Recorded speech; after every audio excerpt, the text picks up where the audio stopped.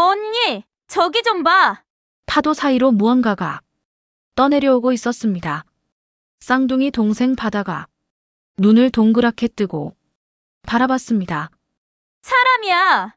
흑빛 바다의 나무 판자 위 사람이 누워 있었어요. 언니 나라는 바다 속으로 뛰어들려 했습니다. 그 순간 바다가 팔을 잡아챘습니다. 안 돼! 언니, 저 파도 좀 봐. 지금 들어가면 같이 죽어. 저대로 두면 저분도 죽어. 그러는 사이 나무 판자가 암초에 걸렸습니다. 밧줄 있지? 줄을 큰 돌에 묶어 힘껏 바다로 던졌습니다. 가까스로 걸린 밧줄을 힘껏 당기기 시작했습니다. 조금만 더. 가까워진 판자 위로 올라가 노인의 어깨를 잡았습니다. 바다가 노인의 뺨을 두드리며 불렀습니다. 할아버지, 할아버지, 눈 떠 보세요. 좋아요, 구독 눌러주시고 댓글 남겨주시면 댁내 가정의 평안을 기원드리겠습니다. 제주도 앞바다는 새벽부터 심상치 않았습니다. 먹구름이 수평선 저편에서 낮게 깔려오고 있었고 바람은 아직 잔잔한 척했지만 파도 끝이 조금씩 날을 세우고 있었습니다. 경험 많은 해녀라면 그 낌새만으로도 오늘은 쉬어야 한다는 것을 알았을 겁니다. 하지만 13살 쌍둥이 자매에게는 그럴 여유가 없었습니다.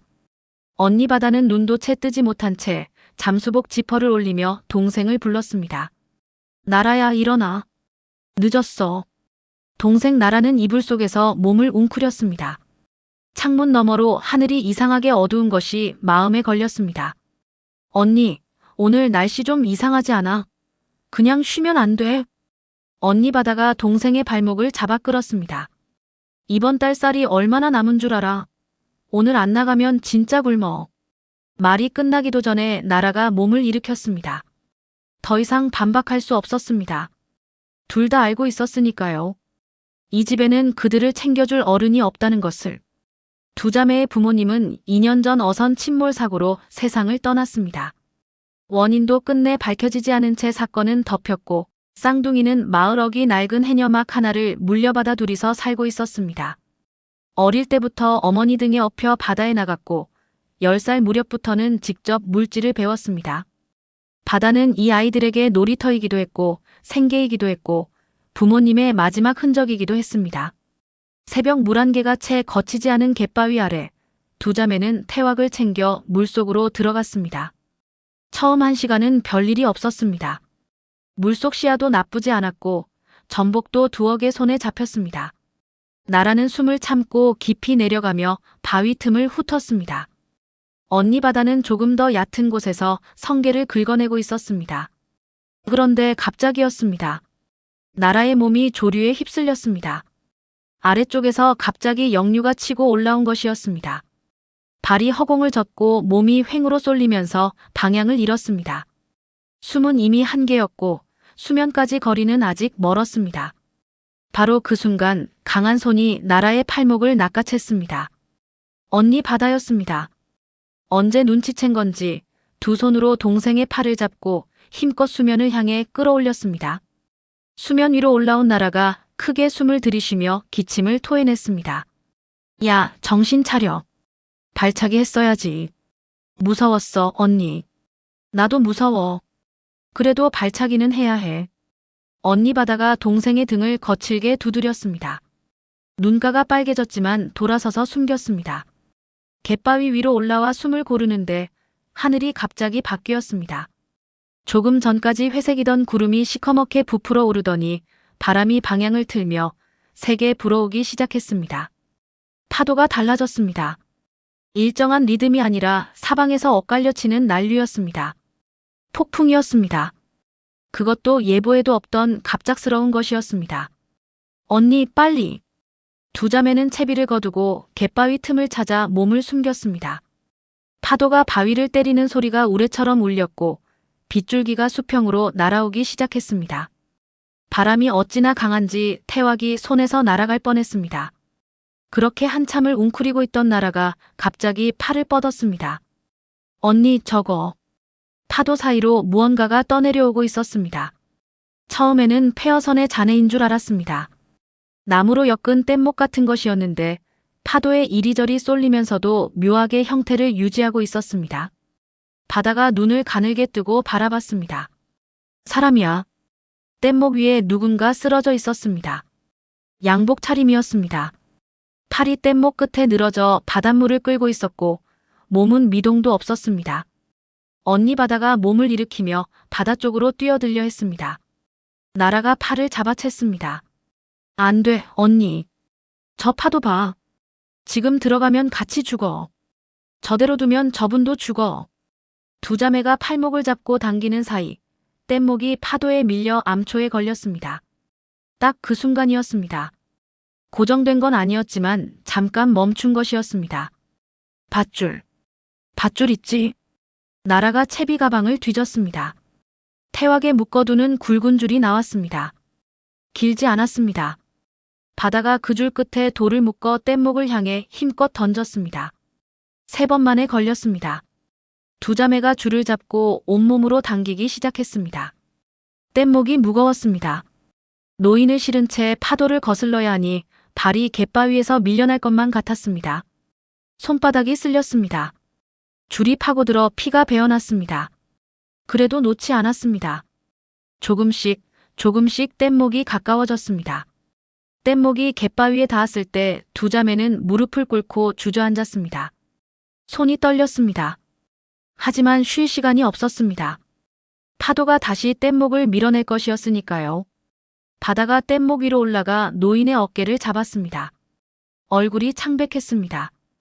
입술이 파랗게 변해 있었고 뺨은 얼음처럼 차가웠습니다. 양복은 흠뻑 젖어 몸에 달라붙어 있었습니다. 숨은 쉬어. 가슴이 움직여. 나라가 배운 대로 기도를 확인하고 고개를 뒤로 젖혔습니다. 어머니가 살아있을 때 해녀 선배들이 가르쳐준 방법이었습니다. 물을 먹었을 때 어떻게 해야 하는지, 숨이 막혔을 때 어떻게 해야 하는지, 바다에서 살아남으려면 이것부터 알아야 한다던 그 말이 이 순간 떠올랐습니다. 나라가 노인의 가슴을 눌렀습니다.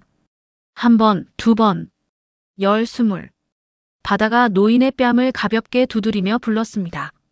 할아버지, 눈 떠요. 여기 있어요. 우리 여기 있어요. 한참 만에 노인의 몸이 움찔했습니다. 그리고 입에서 바닷물이 왈칵 쏟아졌습니다. 거친 기침 소리가 폭풍 소리 사이로 터져 나왔습니다. 살아있었습니다. 두 자매가 노인의 몸을 부축해 갯바위 안쪽 동굴 가까이로 옮겼습니다. 바람이 조금이나마 덜 닿는 곳이었습니다. 노인이 힘겹게 눈을 떴습니다. 흐릿한 눈으로 두 자매를 바라보다가 천천히 입을 열었습니다. 여기가 어디냐? 잠깐 멈췄다가 다시 말했습니다. 나는 누구냐? 쌍둥이는 서로를 바라봤습니다. 노인의 양복 안주머니에서 무언가가 흘러나와 파도에 쓸려갔습니다. 하얀 명함이었습니다. 물에 젖어 글씨가 번졌지만 굵은 글씨만은 잠깐 보였습니다. 강대양, 대양조선그룹 회장. 하지만 쌍둥이는 보지 못했습니다. 파도가 이미 그것을 삼켜버린 뒤였으니까요. 언니 바다가 자신의 잠수복 겉옷을 벗어 노인의 어깨에 덮었습니다. 온몸이 파래지도록 추운데도 아무렇지 않은 척 입을 꾹 다물었습니다. 폭풍은 한동안 그칠 기미가 없었습니다. 세 사람은 좁은 동굴 안에서 서로의 체온을 나누며 폭풍이 지나가기를 기다렸습니다. 노인은 중얼거렸습니다. 자꾸 같은 말을 반복했습니다. 나는 누구냐? 여기가 어디냐? 나라가 조용히 노인의 손을 잡았습니다. 얼음장처럼 차가운 손이었습니다. 할아버지, 일단 여기 계세요. 저희가 있으니까요. 폭풍이 잦아든 것은 한참 뒤였습니다. 빗줄기가 가늘어지고 바람이 숨을 고르기 시작하자 두 자매는 노인을 부축해 갯바위를 내려왔습니다. 노인은 걸음을 떼기는 했지만 제대로 서 있지도 못하는 상태였습니다. 발이 자꾸 헛디뎠고 몸은 축 늘어져 있었습니다. 언니 바다가 노인의 팔을 자신의 어깨에 걸쳤습니다. 동생 나라가 반대쪽을 받쳤습니다. 13살짜리 두 아이가 성인 남자를 양쪽에서 붙잡고 비탈길을 내려오는 모양새였습니다. 마을까지는 한참이었습니다. 해녀막 문을 열고 노인을 안으로 들였을 때 방 안에는 냉기가 가득했습니다. 나라가 얼른 아궁이에 불을 지폈습니다. 바다는 젖은 담요를 걷어내고 마른 이불을 찾아 노인에게 덮었습니다. 노인은 눕자마자 다시 정신을 잃었습니다. 숨은 쉬고 있었지만 얼굴빛이 흙빛이었고 입술에는 아직 핏기가 없었습니다. 열이 오를 것 같아. 바다의 말이 맞았습니다. 그날 저녁부터 노인은 고열에 시달리기 시작했습니다.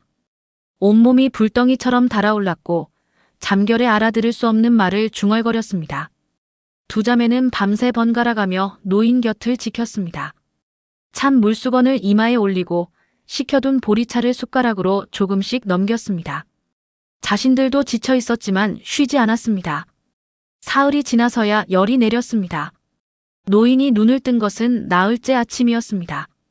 나라가 아궁이 앞에서 죽을 젓고 있다가 기척을 듣고 달려왔습니다.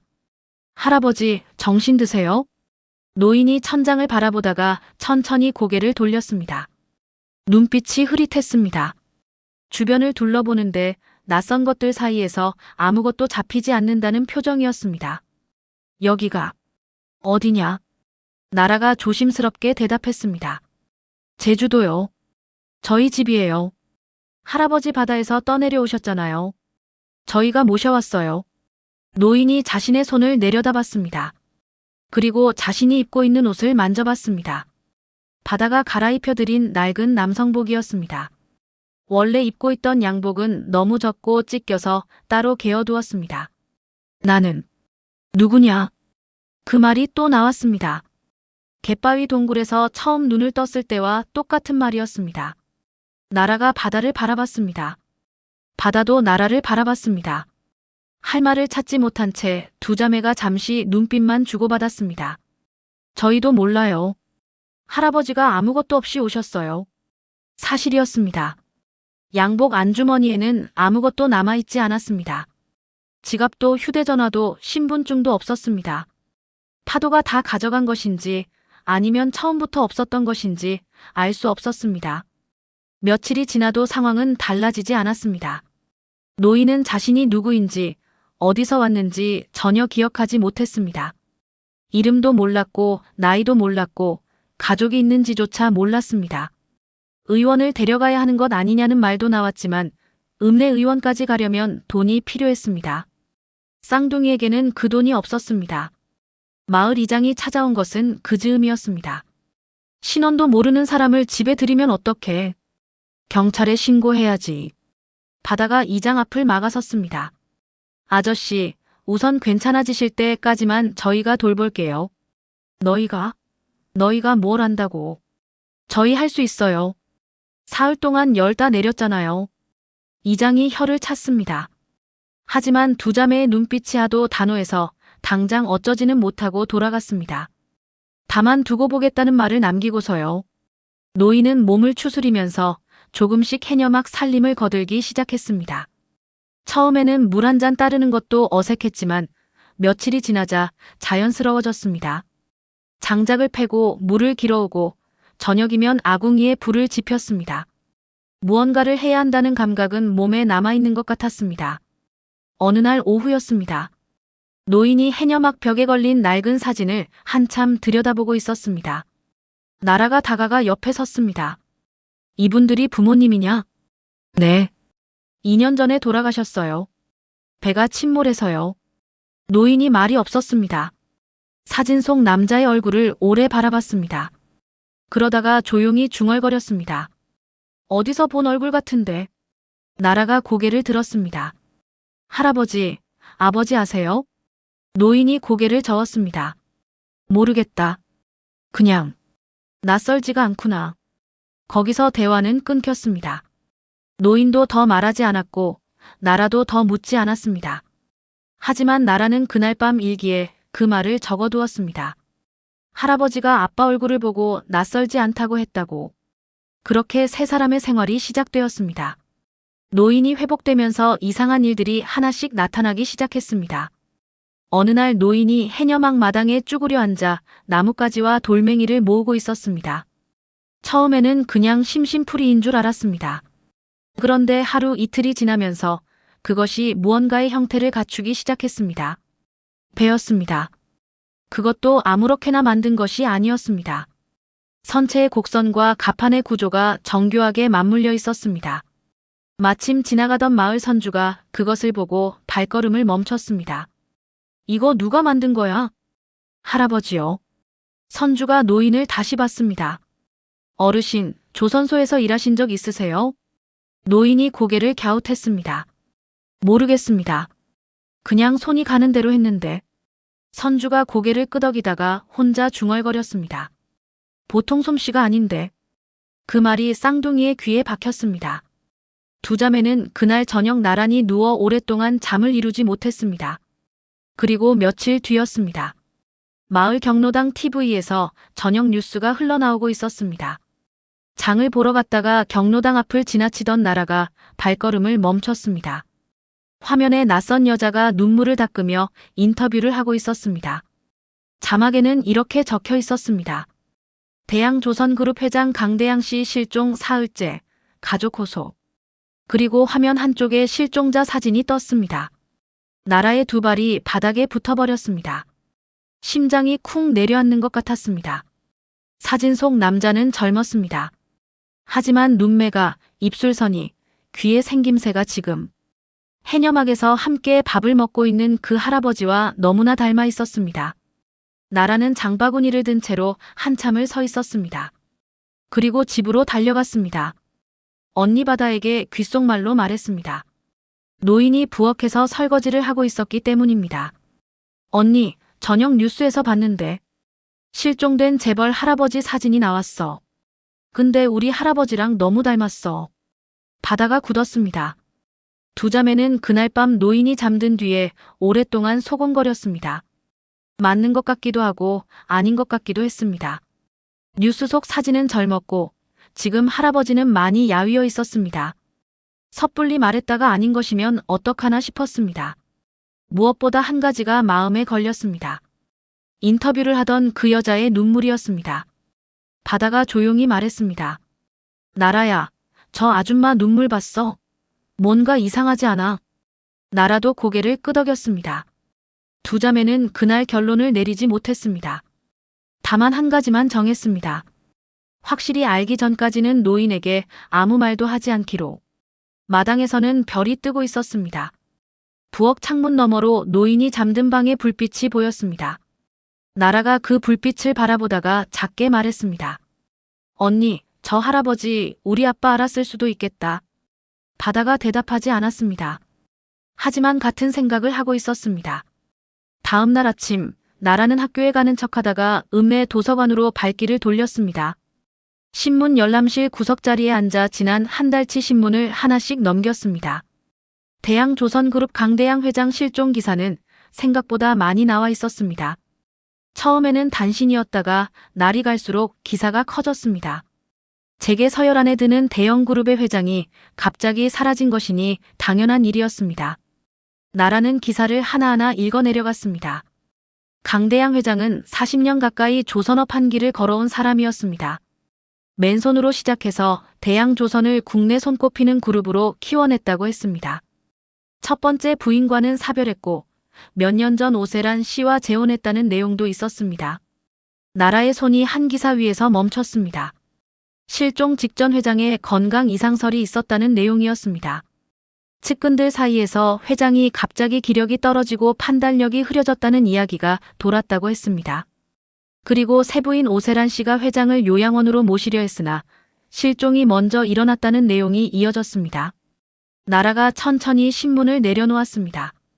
요양원. 그 단어가 마음에 걸렸습니다. 도서관에서 나온 나라는 곧장 집으로 돌아가는 대신 포구 쪽으로 걸음을 옮겼습니다. 이 바다는 학교 끝나고 오는 길에 마을 해녀 할머니 댁에 들를 예정이었습니다. 아직 시간이 있었습니다. 노인은 포구 끄트머리 낡은 벤치에 앉아 바다를 바라보고 있었습니다.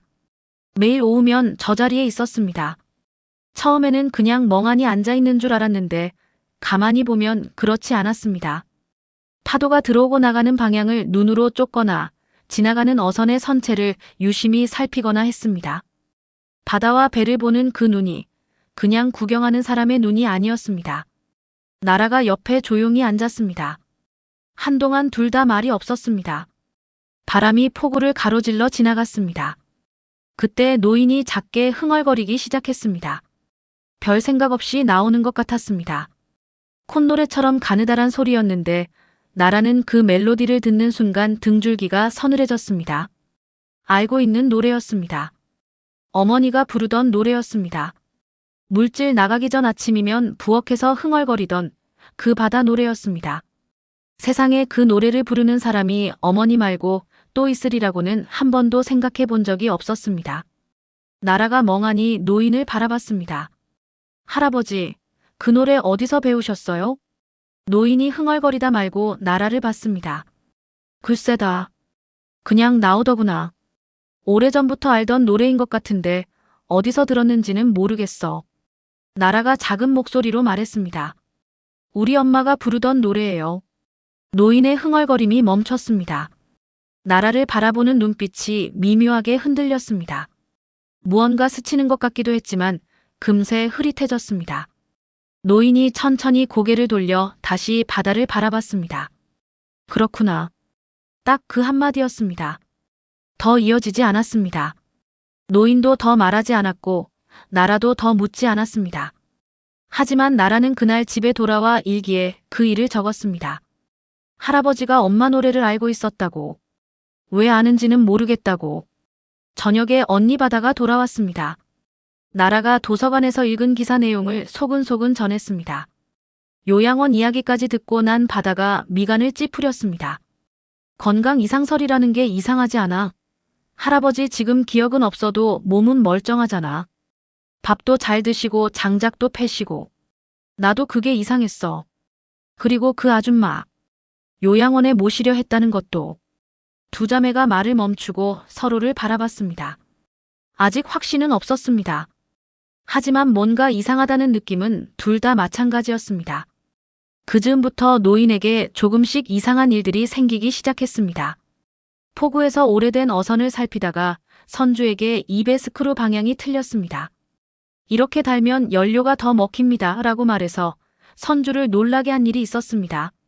선주가 반신반의하며 전문가한테 물어봤더니 노인 말이 맞았다고 했습니다. 또 어느 날은 나라가 산수 숙제를 끙끙거리고 있자 노인이 옆에 앉아 모래 위에 차근차근 풀이를 써내려갔습니다. 틀린 곳 없이 다 맞았습니다. 나라가 눈을 동그랗게 뜨자 노인이 멋쩍게 웃었습니다. 배운 사람인 것 같긴 한데 어디서 배웠는지는 모르겠다. 그리고 또 며칠이 지났습니다. 마을에 생전 처음 보는 외지인이 나타났습니다. 검은 점퍼 차림의 남자였는데 관광객 같지 않았습니다. 포구 주변을 어슬렁거리며 마을 사람들에게 이것저것 묻고 다녔습니다. 무슨 마을인지, 오래 산 주민들이 많은지, 최근에 낯선 사람이 들어온 적 있는지 같은 것들이었습니다. 마을 해녀 할머니 한 분이 그 남자를 수상하게 여기고 쌍둥이에게 귀띔해 주었습니다. 아까 웬 사람이 포구에서 사진 찍고 갔다. 마을 사람 찍는 게 아니라 어선들 찍더라. 뭔가 이상했어. 바다가 그 말을 듣고 나라에게 작게 말했습니다. 할아버지 당분간 포구에 혼자 내보내지 말자. 나라가 고개를 끄덕였습니다. 그날 저녁 세 사람이 밥상을 마주하고 앉았습니다. 노인이 밥을 먹다가 문득 물었습니다. 너희 부모님은 어떻게 되신 게냐? 쌍둥이가 잠깐 멈칫했습니다. 노인이 먼저 그 이야기를 꺼낸 것은 처음이었습니다. 바다가 천천히 입을 열었습니다. 2년 전에 돌아가셨어요. 배가 침몰했는데 왜 침몰했는지 원인을 못 찾았어요. 그냥 사고로 처리됐어요. 노인이 젓가락을 내려놓았습니다. 아무 말 없이 두 자매를 번갈아 바라봤습니다. 그러다가 손을 뻗어 나라의 손을, 그 다음 바다의 손을 차례로 꼭 쥐었습니다. 말은 없었습니다. 그것으로 충분했습니다. 나라가 고개를 숙이며 눈물을 참았습니다. 바다는 숟가락을 들고 밥을 먹는 척했습니다. 밥상 위에 놓인 찌개에서 모락모락 김이 올라오고 있었습니다. 좁고 낡은 해녀막이었지만 그 순간만큼은 이상하게 따뜻했습니다. 봄이 가까워지면서 제주바람이 조금씩 부드러워졌습니다. 겨우내 차갑게 얼어있던 돌담 틈에서 작은 풀잎들이 돋아나기 시작했고 포구 어기 동백나무에는 붉은 꽃봉오리가 맺혔습니다. 해녀막 마당에도 봄 기운이 스며들었습니다. 노인은 그 변화를 매일 조금씩 눈으로 좇았습니다. 기억은 없어도 계절이 바뀌는 것은 몸으로 느끼는 것 같았습니다. 세 사람의 생활은 어느새 리듬을 갖추기 시작했습니다. 아침이면 노인이 먼저 일어나 아궁이에 불을 지폈습니다. 쌍둥이가 눈을 비비며 부엌으로 나오면 이미 물이 끓고 있었습니다. 처음에는 쌍둥이가 말렸습니다. 몸도 성치 않으신데 가만 계시라고요. 하지만 노인은 듣지 않았습니다. 가만히 있으면 더 이상하다. 손이 놀면 머리가 더 복잡해. 그 말 이후로 쌍둥이도 더 이상 말리지 않았습니다. 노인은 할 일을 스스로 찾았습니다. 삐걱거리던 문짝을 고쳤고 비가 새던 지붕 한쪽을 손봤습니다. 마당 한켠에 텃밭을 일구고 씨앗을 심기도 했습니다. 손놀림을 보면 처음 해보는 것 같지 않았습니다. 몸이 먼저 기억하고 있는 것들이 있는 것 같았습니다. 쌍둥이가 학교에서 돌아오는 시간이면 노인이 저녁을 준비해 두었습니다. 변변찮은 재료였지만 솜씨가 나쁘지 않았습니다. 나라가 한 번은 물었습니다. 할아버지 요리도 배우셨어요? 노인이 잠깐 생각하다가 답했습니다. 모르겠다. 그냥 손이 가는 대로 했는데 되더라. 바다가 국을 한 숟가락 떠먹으며 말했습니다. 맛있어요. 노인이 아무 말 없이 국그릇을 바다 쪽으로 조금 더 밀어줬습니다. 그런 저녁들이 쌓여갔습니다. 어느 날 오후였습니다. 나라가 학교에서 받아온 수학 숙제를 펼쳐놓고 끙끙거리고 있었습니다. 분수 계산이었는데 풀이 방법이 영 잡히지 않았습니다. 옆에서 보던 노인이 슬그머니 다가와 앉았습니다. 봐도 되겠냐? 나라가 공책을 내밀었습니다. 노인이 잠깐 들여다보더니 마당으로 나갔습니다. 그리고 나뭇가지를 하나 주워 모래 위에 차근차근 풀이를 써 내려갔습니다. 막 힘이 없었습니다. 나라가 눈을 동그랗게 뜨고 따라 읽었습니다. 할아버지, 이거 다 맞아요. 그렇냐? 학교 선생님보다 설명이 더 잘 돼요. 노인이 멋쩍게 웃었습니다. 배운 사람인 것 같긴 한데 어디서 배웠는지는 모르겠다. 그날 이후 나라는 모르는 것이 생기면 노인에게 가져갔습니다. 노인은 귀찮아하지 않았습니다. 오히려 가르치면서 스스로 뭔가를 조금씩 찾아가는 것 같은 표정을 지었습니다. 바다도 슬그머니 끼어들기 시작했습니다. 셋이 모래 위에 나란히 쭈그려 앉아 문제를 풀다 보면 어느새 해가 기울어 있었습니다. 그러던 어느 날이었습니다. 마을 아이들 서너 명이 해녀막 앞을 지나가다가 마당에서 셋이 앉아 있는 것을 보고 걸음을 멈췄습니다. 그중 덩치가 큰 아이가 입을 열었습니다. 야, 쌍둥이. 저 할아버지 어디서 주워왔어? 고아 주제에 거지 노인네까지 데리고 사냐? 나라가 고개를 들었습니다. 입술이 파르르 떨렸습니다. 바다가 나라의 팔을 잡으며 일어서려는 것을 막았습니다. 이런 말은 처음이 아니었습니다. 마을에서 쌍둥이를 향한 시선이 늘 곱지만은 않았으니까요. 그런데 노인이 천천히 몸을 일으켰습니다. 아이들 쪽으로 걸어가는 걸음이 느릿했지만 흔들리지 않았습니다. 노인이 아이들 앞에 서서 한 명 한 명 얼굴을 차례로 봤습니다. 아이들이 괜히 주춤했습니다. 이 아이들은 내 손녀다. 목소리가 낮고 단단했습니다. 다시 한번 그런 말하면 가만히 있지 않겠다. 아이들이 아무 말 못하고 뿔뿔이 흩어졌습니다. 노인이 돌아와 아무 일 없었다는 듯 다시 모래 위에 쭈그려 앉았습니다. 나라가 눈물을 꼭 참으며 노인의 옆에 바짝 붙어 앉았습니다. 할아버지. 왜? 고마워요. 노인이 대답 대신 나라의 머리를 한번 툭 쳤습니다. 투박하고 어색한 손길이었지만 나라는 그게 좋았습니다. 봄이 완연해진 어느 오후, 포구에 작은 소동이 있었습니다. 마을 선주가 오래된 어선 엔진을 손보다가 도무지 고쳐지지 않는다며 끙끙대고 있었습니다. 포구 사람들이 하나 둘 모여 구경하고 있었는데 지나가던 노인이 발걸음을 멈췄습니다. 선주 곁에 쭈그려 앉아 엔진을 들여다보더니 잠시 후 입을 열었습니다. 여기 이 부분이 문제입니다. 진동이 오래 쌓이면 이쪽이 먼저 나갑니다. 이렇게 하면 됩니다. 선주가 반신반의하며 노인이 하는 대로 따라했습니다. 잠시 후 엔진이 돌아가기 시작했습니다. 포구에 모여있던 사람들이 술렁였습니다. 선주가 노인을 올려다봤습니다. 어르신, 혹시 조선소에서 일하신 적 있으세요? 노인이 고개를 갸웃했습니다. 모르겠습니다. 그냥 보이는 대로 말했습니다. 선주가 고개를 끄덕이다가 혼잣말처럼 중얼거렸습니다. 아무나 할 수 있는 말이 아닌데. 그 말이 포구에 있던 사람들 귀에 두루 들어갔습니다. 그날부터 마을 사람들이 노인을 보는 눈이 조금 달라졌습니다. 처음에는 정체 모를 외지인이라고 경계하던 시선이었는데 하나씩 보여주는 것들이 예사롭지 않으니 어느 순간부터 자연스럽게 받아들이기 시작한 것이었습니다. 그리고 그 며칠 뒤였습니다. 저녁 뉴스에서 또 관련 소식이 나왔습니다. 대양조선그룹 강대양 회장 실종 한 달째, 부인 오세란 씨가 법원에 실종 선고, 신청을 준비 중이라는 내용이었습니다. 화면에는 오세란이 검은 옷을 입고 고개를 숙이며 차에 오르는 모습이 짧게 잡혔습니다. 바다가 뉴스를 보다가 조용히 TV를 껐습니다. 노인은 부엌에서 설거지를 하고 있었습니다. 물소리가 일정하게 들려왔습니다. 두 자매는 말없이 서로를 바라봤습니다. 실종 선고. 그것이 무슨 뜻인지 쌍둥이는 알고 있었습니다. 법적으로 죽은 사람 취급이 된다는 것이었습니다. 그렇게 되면 재산도 회사도 모두 남은 가족에게 넘어가게 될 것이었습니다. 바다가 낮게 말했습니다. 나라야, 우리 어떻게 해야 할까? 나라가 부엌 쪽을 바라봤습니다. 물소리가 아직 들려오고 있었습니다. 할아버지한테 말씀드려야 하지 않을까? 기억이 없어도 본인한테 관계된 일인데. 근데 기억도 없는 분한테 갑자기 당신이 재벌 회장인 것 같다고 하면 너무 이상하지 않아? 나라가 한동안 말이 없었습니다. 그럼 조금 더 기다려보자. 할아버지 스스로 뭔가 떠올리실 수도 있잖아.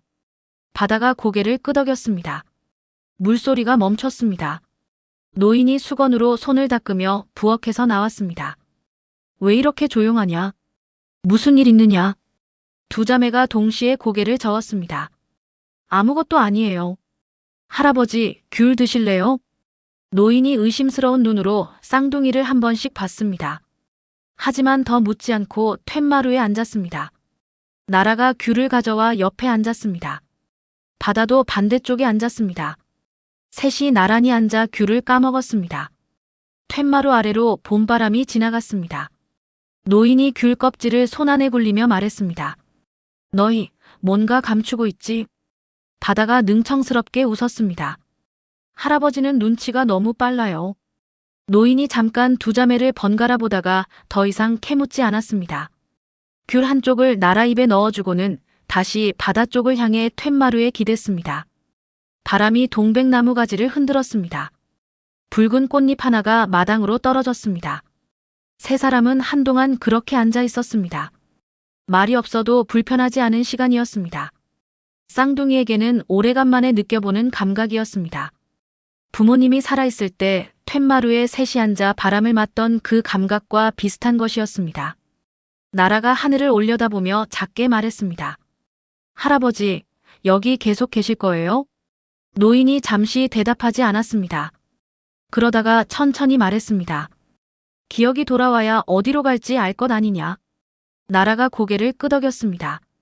그럼 기억 돌아올 때까지는 여기 계세요. 노인이 대답 대신 귤 한쪽을 입에 넣었습니다. 바다가 그 모습을 보며 소리 없이 웃었습니다. 툇마루 위로 봄 햇살이 길게 뻗어 있었습니다. 맞습니다. 오세란 측이 아직 확신이 없는 단계에서 직접적으로 쌍둥이를 건드리는 것은 너무 성급하고 어색합니다. 봄이 깊어지면서 마을의 관광객이 늘기 시작했습니다. 제주는 원래 이맘때면 외지 사람들이 많아졌습니다. 유채꽃이 피고 바람이 따뜻해지면 섬 구석구석까지 사람들이 찾아들었습니다. 포구에도 낯선 얼굴들이 심심찮게 보였습니다. 그래서였을 겁니다. 마을 사람들이 처음에는 그 남자를 그냥 관광객으로 봤습니다. 검은 점퍼에 모자를 눌러 쓴 남자였습니다. 사흘 연속 포구 근처를 어슬렁거렸습니다. 첫날은 방파제 끝에 서서 바다를 바라봤고 둘째 날은 포구 안쪽 어선들을 천천히 둘러봤습니다. 카메라를 들고 다녔지만 풍경을 찍는 것 같지는 않았습니다. 마을 쪽을 향해 셔터를 누르는 일이 많았습니다. 마을 해녀 할머니 한 분이 그 남자를 눈여겨보고 있었습니다. 50년 넘게 이 마을에 살면서 사람 보는 눈이 생긴 분이었습니다. 관광객은 두리번거리면서 다닙니다. 구경하러 온 사람 특유의 들뜬 기색이 있습니다. 그런데 저 남자는 달랐습니다. 눈이 한 곳을 겨냥하는 것 같았습니다. 뭔가를 찾고 있는 사람의 눈이었습니다. 할머니가 쌍둥이를 조용히 불렀습니다. 바다야, 나라야. 요 며칠 폭우에 웬 남자 어슬렁거리는 거 봤냐? 관광객 같지가 않더라. 마을 사람들한테 이것저것 묻고 다니는 것 같던데. 바다가 굳었습니다. 무슨 걸 물어봤대요? 마을에 최근에 외지에서 들어온 사람 없냐고 했다더라. 근데 묻는 방식이 좀 이상했다고. 그냥 지나가는 말처럼 슬쩍 물어보고 돌아섰다는 거야. 바다가 나라를 바라봤습니다. 나라도 같은 생각을 하고 있는 표정이었습니다. 그날 저녁 두 자매는 노인에게 당분간 폭우에 혼자 나가지 말아달라고 했습니다. 이유는 말하지 않았습니다. 노인이 왜냐고 묻지 않아서 다행이었습니다. 그냥 고개를 끄덕이고 알겠다고 했습니다. 검은 점퍼 남자는 나흘째 되던 날 마을에서 사라졌습니다. 쌍둥이는 가슴을 쓸어내렸습니다. 그냥 지나간 것이기를 바랐습니다. 그런데 그게 끝이 아니었습니다. 열흘쯤 지나서 이번에는 다른 사람이 나타났습니다. 여자였습니다. 머리를 단정하게 묶고 깔끔한 차림이었습니다. 마을 민박집에 짐을 풀고 이틀을 머물렀습니다. 혼자 다니면서 마을 구경을 했는데 유독 폭우 쪽과 해녀막이 모여있는 골목을 여러 번 지나쳤습니다. 나라가 그 여자와 골목에서 마주쳤습니다. 여자가 먼저 말을 걸었습니다. 학생이에요? 여기 사는 애예요? 나라가 고개를 끄덕였습니다. 여기 오래 살았어요? 네. 이 동네 해녀분들이 많다고 들었는데 나이 드신 분들만 있어요? 어린 해녀도 있어요? 나라가 잠깐 여자의 얼굴을 봤습니다. 웃고 있었지만 눈이 웃고 있지 않았습니다. 잘 모르겠어요. 나라가 짧게 대답하고 돌아섰습니다. 빠른 걸음으로 골목을 빠져나왔습니다. 집에 돌아와 언니에게 그 일을 말했습니다. 바다가 미간을 찌푸렸습니다. 어린 해녀냐고 물었다고. 근데 그냥 그 질문만 딱 하고 끝이었어. 뭔가 확인하려는 것 같았어. 두 자매가 말을 멈추고 잠시 생각에 잠겼습니다. 바다가 먼저 입을 열었습니다. 우리를 찾는 게 아닐까? 우리를 왜? 할아버지 때문이지. 할아버지랑 같이 사는 아이들이 있다는 걸 알면 우리를 통해서 확인하려 하겠지. 나라가 천천히 고개를 끄덕였습니다. 그럼 아직 확실히 모르는 거네. 할아버지가 맞는지 틀린지. 그러니까 직접 안 오고 사람을 보내는 거겠지. 여자는 이튿날 마을을 떠났습니다. 민박집 주인 말로는 제주 여행 중이라고 했다더군요. 짐도 가볍고 차도 렌터카였다고 했습니다. 겉으로 보면 그냥 여행객이었습니다. 하지만 쌍둥이는 알고 있었습니다. 그냥 여행객이 아니라는 것을. 그 무렵 서울에서는 다른 일이 진행되고 있었습니다. 오세라는 창밖을 바라보며 보고를 듣고 있었습니다. 측근이 조심스럽게 말했습니다. 제주 쪽 확인 결과 신원불명 노인이 포구 마을 해녀막에서 지내고 있는 것은 맞습니다. 어린 쌍둥이 자매와 함께입니다. 노인의 얼굴은 멀리서밖에 확인이 안 됐는데 체형이나 걸음걸이가 비슷합니다. 얼굴을 제대로 봐야지. 경계가 있어서 쉽지 않습니다. 마을 사람들이 외지인에게 예민하게 굴고 있고 쌍둥이도 눈치가 빠릅니다.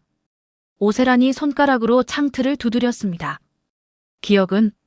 행동을 보면 기억이 없는 것 같습니다. 마을에서 신원불명 노인으로 통하고 있으니까요. 오세란이 잠시 말이 없었습니다.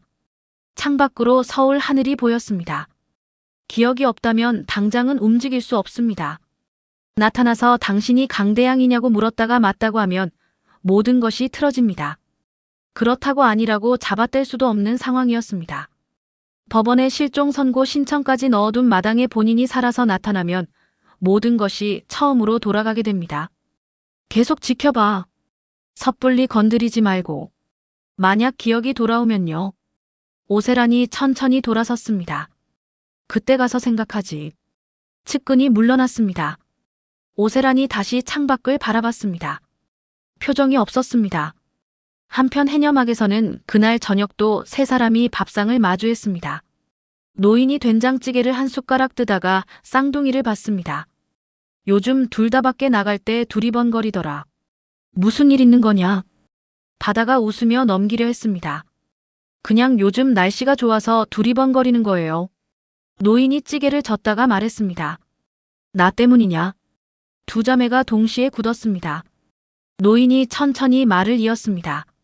나 기억은 없어도 눈치는 있다. 요즘 너희가 나를 혼자 두지 않으려는 것도 알고 포구 쪽에 내보내지 않으려는 것도 안다.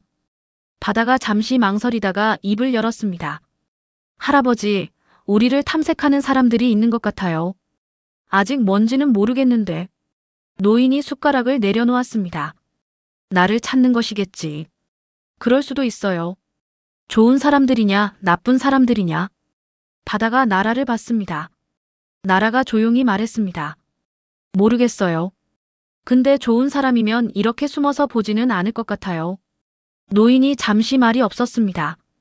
창밖으로 어두워진 마당이 보였습니다. 그렇겠구나. 그게 다였습니다. 노인이 다시 숟가락을 들고 밥을 먹기 시작했습니다. 쌍둥이도 따라서 밥을 먹었습니다. 밥상 위에 찌개 끓는 소리만 작게 들렸습니다. 식사가 끝나고 노인이 툇마루로 나갔습니다. 바다가 설거지를 하고 있는데 노인의 목소리가 들려왔습니다. 바다야. 네. 고맙다. 바다가 손을 멈췄습니다. 뭐가요? 이것저것 다. 바다가 대답하지 않았습니다. 그릇을 헹구는 물소리만 이어졌습니다. 툇마루에서 노인이 어두운 바다 쪽을 바라보고 있었습니다. 저 멀리 폭우의 불빛이 작게 흔들렸습니다. 노인은 자신을 찾는 사람들이 누구인지 몰랐습니다. 자신이 누구인지도 여전히 몰랐습니다. 하지만 한 가지는 알고 있었습니다. 이 아이들 곁에 있는 한 자신 때문에 아이들이 위험해질 수 있다는 것을. 밤바람이 툇마루를 스치고 지나갔습니다. 초여름이 되면서 제주 바다는 색이 바뀌었습니다. 겨울 내내 짙은 회색이던 바다가 연한 초록빛을 띠기 시작했습니다. 물이 맑아지고 깊이가 눈에 보이는 계절이었습니다. 해녀들이 가장 바쁜 시기이기도 했습니다. 바다와 나라도 이른 아침부터 물질을 나갔습니다. 노인은 두 자매가 나가는 것을 마당에서 바라보다가 해녀막으로 들어와 아침 설거지를 했습니다. 겉으로 보면 평온한 일상이었습니다. 하지만 두 자매는 알고 있었습니다. 뭔가 가까워지고 있다는 것을. 마을 해녀 할머니가 쌍둥이를 부른 것은 그 무렵이었습니다. 바다야, 나라야. 나 할 말이 있다. 할머니의 표정이 심상치 않았습니다. 할머니는 두 자매를 방 안으로 들이고 문을 닫았습니다. 며칠 전에 우리 아들이 전화를 했는데 서울 친구한테 들었다고 대양조선그룹 쪽에서 제주 쪽으로 사람을 여럿 풀었다고 하더라. 실종된 회장 찾는다고. 바다가 조용히 물었습니다. 어떤 방식으로요? 그냥 찾는 게 아니래. 찾되 조용히 처리하라고 했다는 말이 돌더라고. 우리 아들이 그 말이 걸린다고 해서 나한테 알려준 거야. 조용히 처리한다는 말이 어떤 뜻인지 세 사람 모두 말하지 않아도 알고 있었습니다. 할머니가 두 자매의 손을 잡았습니다. 너희 할아버지 아직 기억 안 돌아오셨냐? 네. 그러면 더 조심해야 해. 기억 없는 사람은 스스로 자기가 누군지 증명을 못하니까.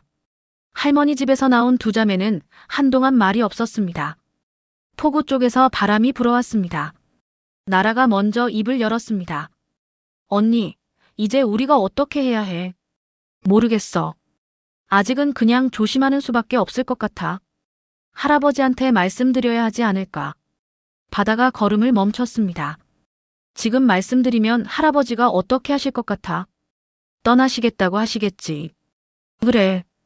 우리 때문에 위험해진다고 하시면서. 두 자매가 다시 걸었습니다. 해녀막 지붕이 저 멀리 보였습니다. 나라가 말했습니다. 그래도 알고 계셔야 할 것 같아. 몰래 숨기는 건 더 이상한 것 같아. 바다가 잠시 생각하다가 고개를 끄덕였습니다. 그날 저녁이었습니다.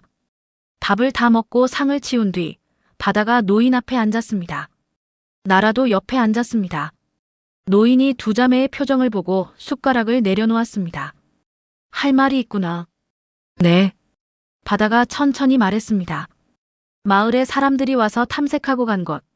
그리고 오늘 할머니에게 들은 이야기까지 숨기지 않고 다 말했습니다. 노인이 중간에 끊지 않고 끝까지 들었습니다. 다 듣고 난 뒤 노인이 오랫동안 말이 없었습니다.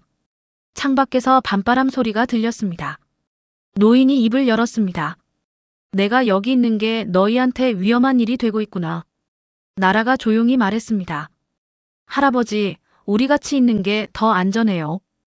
혼자 계시면 기억도 없는데 어떻게 하실 거예요? 노인이 두 자매를 번갈아 봤습니다. 한참을 그러다가 깊게 숨을 내쉬었습니다. 알겠다. 그것으로 그날 밤 이야기는 끝났습니다. 하지만 상황은 거기서 멈추지 않았습니다. 며칠 후 포구에 낯선 차가 한 대 들어왔습니다. 서울 번호판이 달린 검은 승용차였습니다. 마을에 그런 차가 드나드는 일은 흔하지 않았습니다. 차에서 내린 것은 40대로 보이는 남자였습니다. 이번에는 마을을 어슬렁거리지 않았습니다. 곧장 포구 쪽으로 걸어가 어선들을 살폈습니다. 그러다가 해녀막이 있는 골목 쪽으로 방향을 틀었습니다. 마침 마당에서 빨래를 널고 있던 나라가 그 남자와 눈이 마주쳤습니다. 남자가 멈췄습니다. 나라도 멈췄습니다. 남자가 골목 어귀에서 말했습니다. 여기 혹시 노인 한 분 사시지 않나요?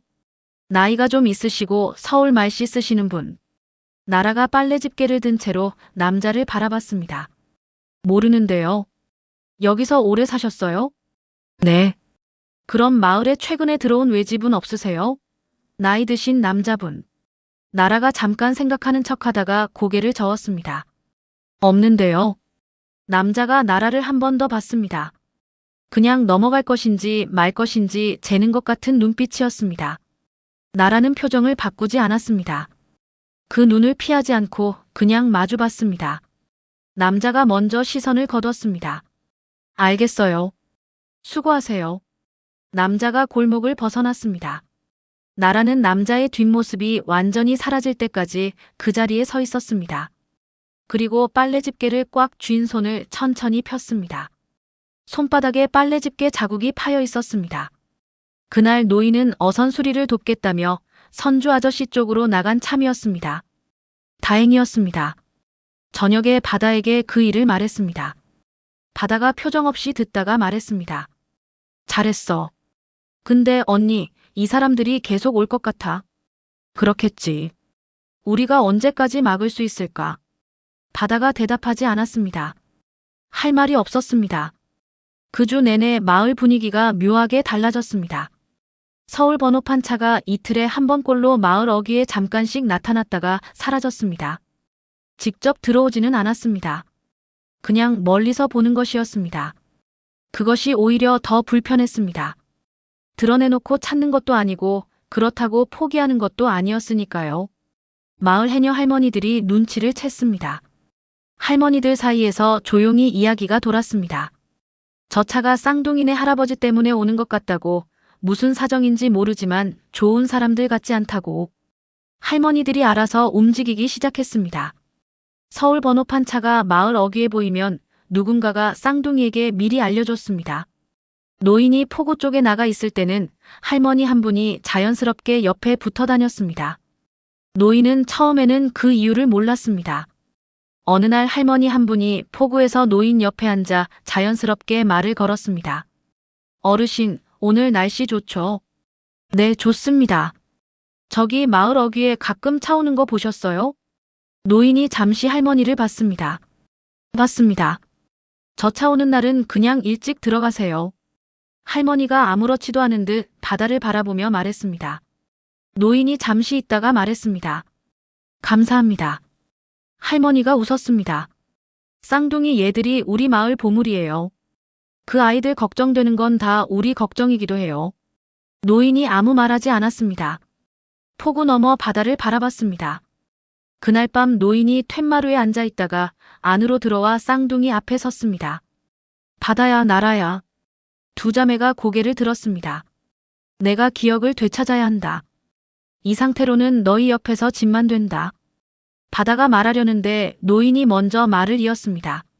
내가 누구인지 알아야 저 사람들한테도 맞설 수 있는 것 아니겠냐. 이렇게 숨어만 있으면 언제까지나 끌려다니는 거다. 나라가 노인을 바라봤습니다. 할아버지, 기억을 어떻게 되찾아요? 모르겠다. 하지만 뭔가 실마리가 있을 것 같다. 배를 보면 손이 먼저 움직이고 숫자를 보면 머리가 먼저 계산하고 몸이 기억하는 것들이 분명히 있다. 그걸 따라가다 보면 뭔가 나오지 않겠냐. 두 자매가 노인을 바라봤습니다. 노인의 눈빛이 달라져 있었습니다. 그동안 기억이 없는 사람 특유의 흐릿함이 있었는데 그날 밤은 달랐습니다. 뭔가를 결심한 사람의 눈이었습니다. 바다가 천천히 고개를 끄덕였습니다. 그럼 같이 찾아봐요. 노인이 잠시 두 자매를 바라보다가 말했습니다. 그래. 같이 찾아보자. 밖에서 바람 소리가 들렸습니다. 마을 어귀 어딘가에서 개가 한번 짖다가 조용해졌습니다. 해녀막 안에 불빛이 켜져 있었습니다. 그 불빛이 밤사이 꺼지지 않았습니다. 세 사람이 나란히 앉아 밤이 깊도록 이야기를 나눴습니다. 노인이 기억하는 파편들을, 몸이 반응하는 것들을 하나씩 꺼내 놓았습니다. 쌍둥이가 그것을 들으며 하나씩 받아 적었습니다. 작은 실마리들이었습니다. 하지만 아무것도 없는 것보다는 나았습니다. 창문 너머로 새벽빛이 조금씩 밝아오고 있었습니다. 맞습니다. 강대양이 오세란에게 당한 것을 기억해내는 장면이 없으면 왜 자신이 뗏목에 있었는지, 왜 기억을 잃었는지 설명이 안 됩니다. 그 기억이 돌아오는 장면을 자연스럽게 녹여서 다시 써드리겠습니다. 실마리를 찾는 일은 생각보다 더디게 진행됐습니다. 노인이 기억하는 파편들은 있었습니다. 배와 관련된 것들, 숫자와 설계에 관련된 것들, 그리고 가끔 잠결에 스치는 장면들. 하지만 그것들이 하나로 이어지지 않았습니다. 퍼즐 조각들이 있는데 어디에 맞춰야 하는지 모르는 것과 같았습니다. 노인은 매일 아침 포구에 나갔습니다. 서울 번호판 차가 보이지 않는 날에는 오래 앉아 있었습니다. 어선들을 바라보거나 물때를 살피거나 그냥 바다를 보거나 했습니다. 바다를 보고 있으면 뭔가 떠오를 것 같은 느낌이 든다고 했습니다. 실제로 떠오르는 날도 있었습니다. 조선소 냄새 같은 것, 용접 소리 같은 것, 도면 위에 선을 긋는 감각 같은 것들이었습니다. 하지만 거기서 더 나아가지 못했습니다. 그러던 어느 날 밤이었습니다. 노인이 잠결에 비명을 질렀습니다. 나라가 먼저 달려왔습니다. 노인이 이불을 움켜쥔 채 땀을 흘리며 눈을 뜨고 있었습니다. 숨이 가팠습니다. 할아버지, 괜찮아요? 노인이 대답하지 않고 잠시 허공을 바라봤습니다. 바다도 들어와 옆에 앉았습니다. 셋이 한동안 말이 없었습니다. 노인이 천천히 입을 열었습니다. 배 위였다. 꿈에서요? 꿈인지 기억인지 모르겠는데. 밤이었고 배 위였어. 나 혼자였는데. 나라가 물을 한 잔 가져왔습니다. 노인이 천천히 마셨습니다. 그전 장면은요. 어떻게 거기 있게 됐는지. 노인이 눈을 감았습니다. 흐릿해. 술을 마신 것 같은데. 아니, 마신 게 아니라 마시게 된 것 같은데. 누군가 권했고 마시고 나서 이상했어. 몸이 내 몸이 아닌 것 같았거든. 바다가 굳었습니다. 그게 다예요? 거기서 끊긴다. 세 사람이 말없이 앉아 있었습니다. 그날 이후로 노인의 꿈은 계속됐습니다. 밤마다 장면들이 조금씩 이어졌습니다. 한 번에 다 오지 않았습니다. 며칠에 걸쳐 조각조각 왔습니다. 그리고 어느 날 저녁이었습니다. 나라가 부엌에서 저녁을 준비하면서 노래를 흥얼거리고 있었습니다. 어머니에게 배운 바다 노래였습니다. 워낙 어릴 때부터 들어온 노래라 나라는 의식하지도 않고 자연스럽게 흥얼거렸습니다. 냄비를 저으면서 그릇을 꺼내면서 그냥 몸에 배어나오는 노래였습니다. 툇마루에 앉아있던 노인이 그 소리를 듣고 있었습니다. 멜로디가 귀에 쌓이면서 노인의 손이 무릎 위에서 멈췄습니다. 나라는 눈치채지 못했습니다. 계속 노래를 흥얼거리며 저녁을 준비했습니다. 노인이 천천히 눈을 감았습니다. 어딘가에서 같은 멜로디가 들려오는 것 같았습니다. 지금 나라가 부르는 것이 아니라 훨씬 오래전에 들었던 소리였습니다. 낮고 따뜻한 여자 목소리였습니다. 그 목소리와 함께 장면이 하나 스쳤습니다. 조선소 사무실이었습니다. 늦은 저녁이었고 일이 거의 다 끝난 시간이었습니다. 젊은 남자가 도면을 들고 막 사무실로 들어서고 있었습니다. 20대 초반이었습니다. 노인보다 한참 어렸습니다. 그 남자의 아내가 도시락을 들고 와서 기다리고 있었는데 노인이 들어서자 수줍게 인사를 하고는 노래를 멈췄습니다. 노인이 계속 부르라고 했습니다. 그 노래가 좋다고 했습니다. 장면이 거기서 끊겼다가 다시 이어졌습니다. 같은 조선소였는데 시간이 흘러 있었습니다. 그 젊은 남자가 노인 맞은편에 앉아 뭔가를 꺼내놓고 있었습니다. 서류였습니다. 목소리를 낮추고 말했습니다. 계약서 몇 개가 이상하다고, 숫자가 맞지 않는다고 했습니다. 노인이 들었지만 그때는 그냥 넘겼습니다. 그 친구가 예민한 것이라고 생각했습니다. 그리고 며칠 후 그 남자가 사직서를 들고 왔습니다. 제주도에 가서 살겠다고 했습니다. 아내 고향이라고, 거기서 조용히 살고 싶다고 했습니다. 노인은 잡았습니다. 하지만 그 남자의 눈빛이 평소와 달랐습니다. 단순히 귀향을 원하는 눈이 아니었습니다. 뭔가를 피하는 눈이었습니다. 그것을 그때는 몰랐습니다. 노인이 부엌 쪽을 향해 말했습니다. 나라야. 네. 그 노래 처음부터 불러줄 수 있겠냐? 나라가 냄비를 저으면서 고개를 내밀었습니다. 이 노래요? 응. 제대로. 나라가 잠깐 멋쩍어 하다가 다시 노래를 시작했습니다. 어머니가 가르쳐준 가사 그대로였습니다. 바다가 방에서 나오다가 나라의 노래 소리를 듣고 툇마루 앞에 멈춰 섰습니다. 노인이 눈을 감고 노래를 들었습니다. 첫 소절이 지나갔습니다. 조선소 장면이 다시 왔습니다. 이번에는 아까보다 더 선명했습니다. 그 젊은 남자의 얼굴이 보이기 시작했습니다. 웃으면 눈이 먼저 웃는 사람이었습니다. 두 번째 소절이 지나갔습니다. 다른 장면이 왔습니다. 조선소가 아니었습니다. 서울 어느 식당이었습니다. 오세란이 맞은편에 앉아 있었습니다. 환하게 웃으며 술잔을 권하는 장면이었습니다. 무슨 자리였는지는 흐릿했습니다. 노인이 그 술을 받아 마셨습니다. 그리고 얼마 지나지 않아 몸이 이상해지기 시작했습니다. 머리가 무거워지고 눈앞이 흔들렸습니다. 이상하다고 생각했지만 몸이 말을 듣지 않았습니다. 세 번째 소절이 지나갔습니다. 장면이 바뀌었습니다. 캄캄한 밤이었습니다. 배 위였습니다. 몸을 움직이려는데 움직이지 않았습니다. 누군가의 목소리가 들렸습니다. 오세란의 목소리였습니다. 멀리서 들리는 것 같기도 하고 가까이서 들리는 것 같기도 했습니다. 그 다음 장면은 물이었습니다. 차가운 바닷물이었습니다. 노인이 눈을 떴습니다. 해녀막 벽에 걸린 낡은 사진이 눈에 들어왔습니다. 사진 속 남자를 봤습니다. 자리에서 일어나 사진 가까이 다가갔습니다. 손이 올라가 사진 액자 테두리를 잡았습니다. 그 손이 미세하게 떨렸습니다. 바다가 안으로 들어왔습니다. 할아버지, 괜찮으세요? 노인이 천천히 고개를 돌렸습니다. 눈이 달라져 있었습니다. 이분이 너희 아버지냐? 네. 이름이 뭐냐? 고명수예요. 노인이 그 이름을 입안에서 굴렸습니다. 고명수. 한 번, 두 번. 그리고 노인의 눈에서 무언가가 터졌습니다. 노인이 사진을 들고 방으로 들어가 바닥에 앉았습니다. 쌍둥이가 따라 들어가 양옆에 앉았습니다. 노인이 한참 사진을 들여다봤습니다. 오래전에 같이 일했다. 내가 직접 가르쳤어. 23세 만나서 10년 넘게 함께했으니.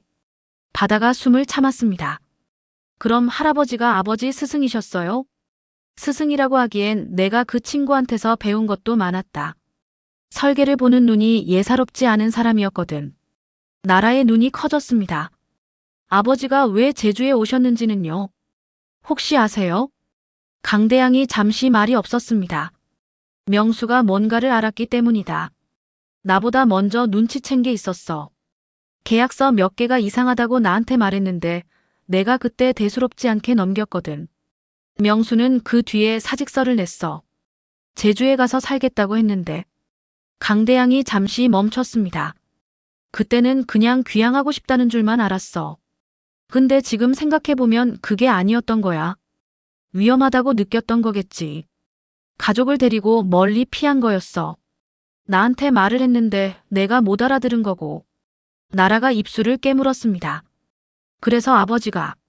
강대양이 천천히 고개를 끄덕였습니다. 명수가 가진 것이 오세란한테는 위험한 것이었겠지. 후계 문제가 본격화되면서 더 그랬을 거고. 방안이 조용해졌습니다. 바다가 조심스럽게 물었습니다.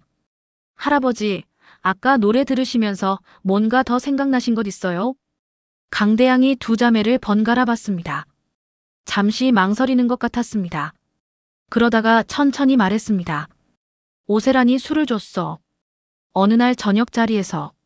마시고 나서 몸이 이상했는데 그게 마지막이야. 그 다음은 배 위였고 물이었고 여기서 너희를 만났고. 나라가 숨을 들이켰습니다. 그럼 할아버지를 거기다 버린 게 오세란이에요? 강대양이 대답하지 않았습니다. 하지만 그 눈빛이 대답이었습니다. 바다가 두 손을 무릎 위에 모았습니다. 손이 떨리고 있었습니다. 그 사람이 우리 아버지도 그런 거예요? 강대양이 바다를 바라봤습니다.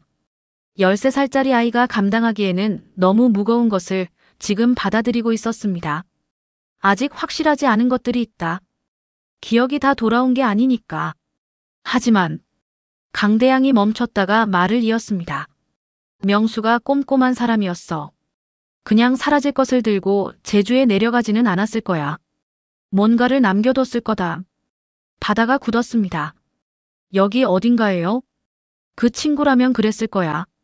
나라의 눈에서 눈물이 흘러내렸습니다. 소리 없이 흘렀습니다.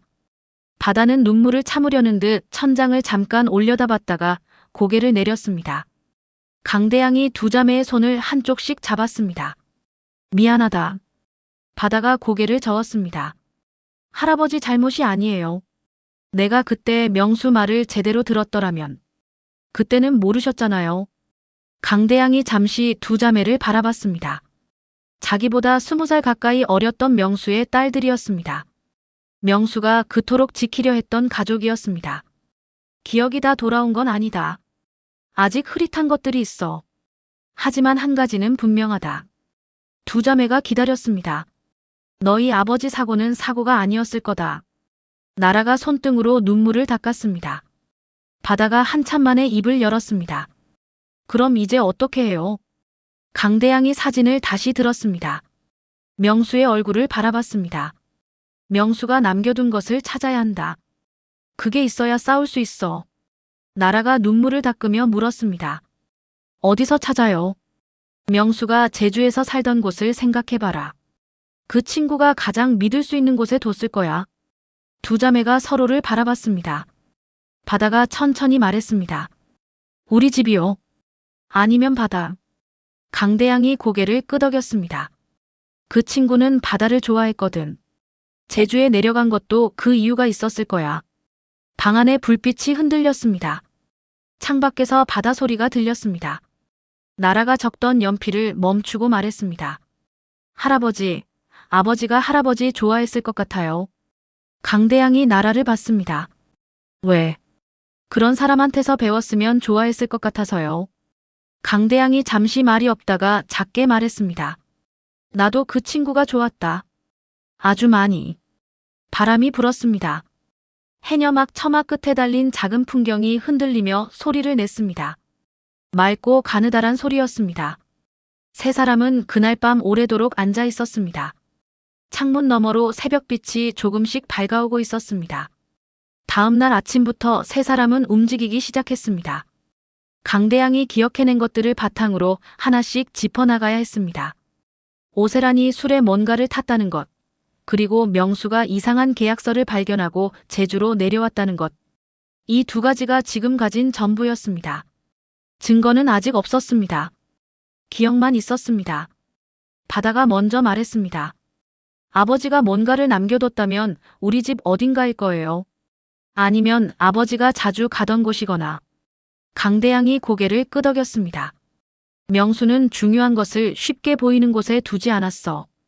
하지만 잃어버리지 않을 곳에는 뒀겠지. 나라가 조용히 말했습니다. 아버지가 제일 좋아하던 곳이 있어요. 두 자매가 서로를 바라봤습니다. 포구에서 조금 떨어진 바닷가 쪽에 작은 창고가 하나 있었습니다.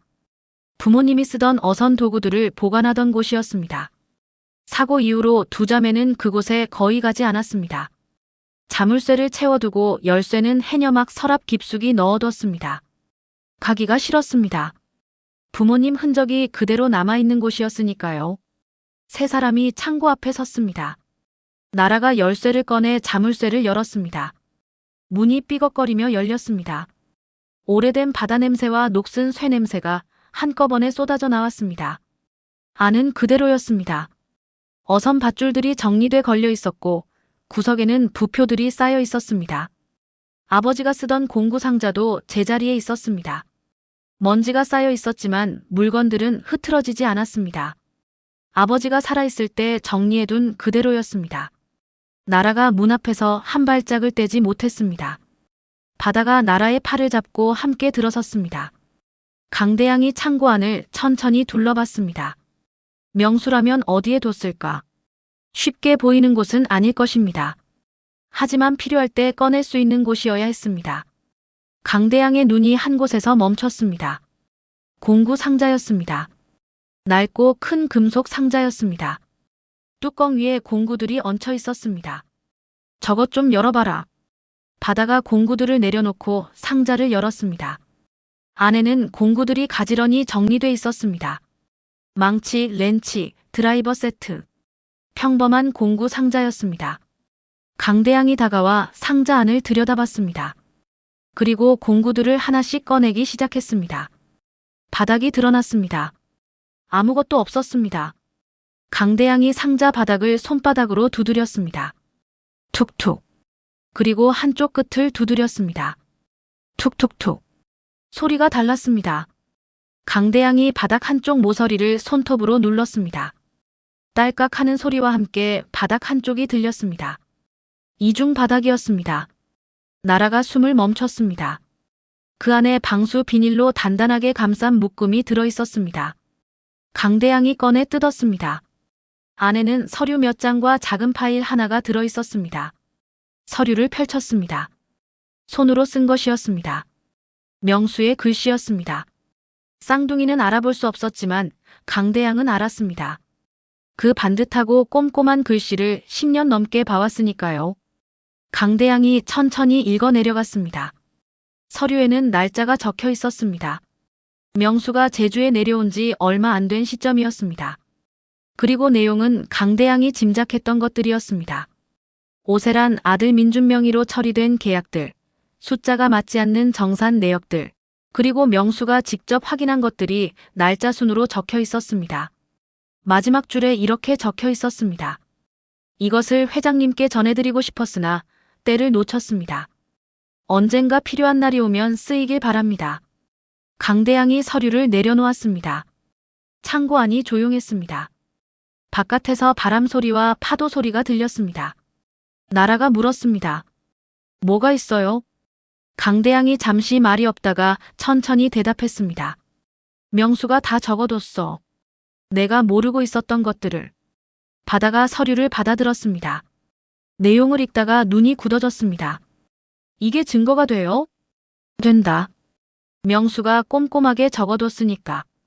파일에 뭐가 들어있는지 확인해 봐야겠지만. 세 사람이 창고에서 나왔습니다. 봄 햇살이 눈부시게 쏟아지고 있었습니다. 나라가 방수 비닐 묶음을 가슴에 안았습니다. 아버지가 남겨둔 것이었습니다. 13년 동안 이 창고 바닥에 있었던 것이었습니다. 아버지가 알고 있었던 거네요. 언젠가 필요해질 것을. 아무도 대답하지 않았습니다. 하지만 셋다 같은 생각을 하고 있었습니다. 그날 저녁 읍내 PC방에서 파일을 열어봤습니다. 파일이 여러 개 들어있었습니다. 명수가 직접 촬영한 것으로 보이는 영상들과 스캔한 문서들이었습니다. 영상에는 민준이 회사 관계자들과 나누는 대화가 담겨 있었습니다. 화질이 좋지 않았지만 목소리는 충분히 들렸습니다. 문서들은 명수가 서류에 손으로 적어둔 것들의 원본이었습니다.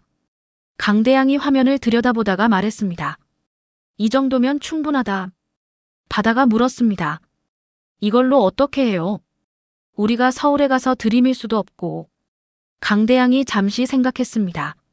나 혼자는 안 된다. 도와줄 사람이 필요해. 어떤 사람이요? 믿을 수 있는 사람. 법을 아는 사람. 강대양이 오랫동안 기억을 더듬었습니다. 오세란이 회사를 장악하면서 주변 사람들이 많이 바뀌었습니다. 그 과정에서 자연스럽게 밀려난 사람들도 있었습니다. 오래된 사람들이었습니다. 그 중에 한 명이 떠올랐습니다. 변호사가 한 명 있어. 내가 회사 초창기부터 같이 일했던 사람이야. 오세란이 들어오면서 밀려났는데 그 사람이라면 믿을 수 있을 것 같아. 연락이 돼요? 예전 번호가 기억이 나는데 바뀌었을 수도 있어. 나라가 공중전화 쪽을 가리켰습니다. 일단 해봐요. 강대양이 공중전화 앞에 섰습니다. 동전을 넣고 번호를 눌렀습니다. 신호가 갔습니다. 한 번, 두 번, 세 번. 그리고 전화가 연결됐습니다. 여보세요. 강대양이 잠시 말이 없었습니다. 10년 가까이 듣지 못했던 목소리였습니다. 나야. 강대양이야. 전화기 너머에서 긴 침묵이 흘렀습니다. 그리고 낮고 떨리는 목소리가 들려왔습니다. 회장님, 살아계셨습니까? 강대양이 전화기를 꽉 쥐었습니다. 응, 살아있어. 할 말이 있어. 내려올 수 있겠냐? 변호사 윤기탁이 제주에 도착한 것은 그 다음날 저녁이었습니다. 해녀막 앞에 택시가 서고 60대 남자가 내렸습니다. 키가 크고 머리가 희끗희끗했습니다. 마당에 서 있던 강대양을 보는 순간 걸음을 멈췄습니다. 한참을 그 자리에 서서 강대양을 바라봤습니다. 그러다가 눈물이 흘렀습니다. 닦지 않았습니다. 그냥 흘렸습니다. 회장님, 제가 얼마나 기다렸는지 아십니까? 강대양이 말없이 윤기탁의 어깨를 잡았습니다. 고생했어. 두 사람이 한동안 그렇게 서 있었습니다. 쌍둥이는 마루에 앉아 그 모습을 바라봤습니다. 나라가 바다에게 작게 말했습니다. 저분도 오래 기다리셨던 것 같아. 바다가 고개를 끄덕였습니다. 그날 밤 네 사람이 해녀막 좁은 방에 모여 앉았습니다.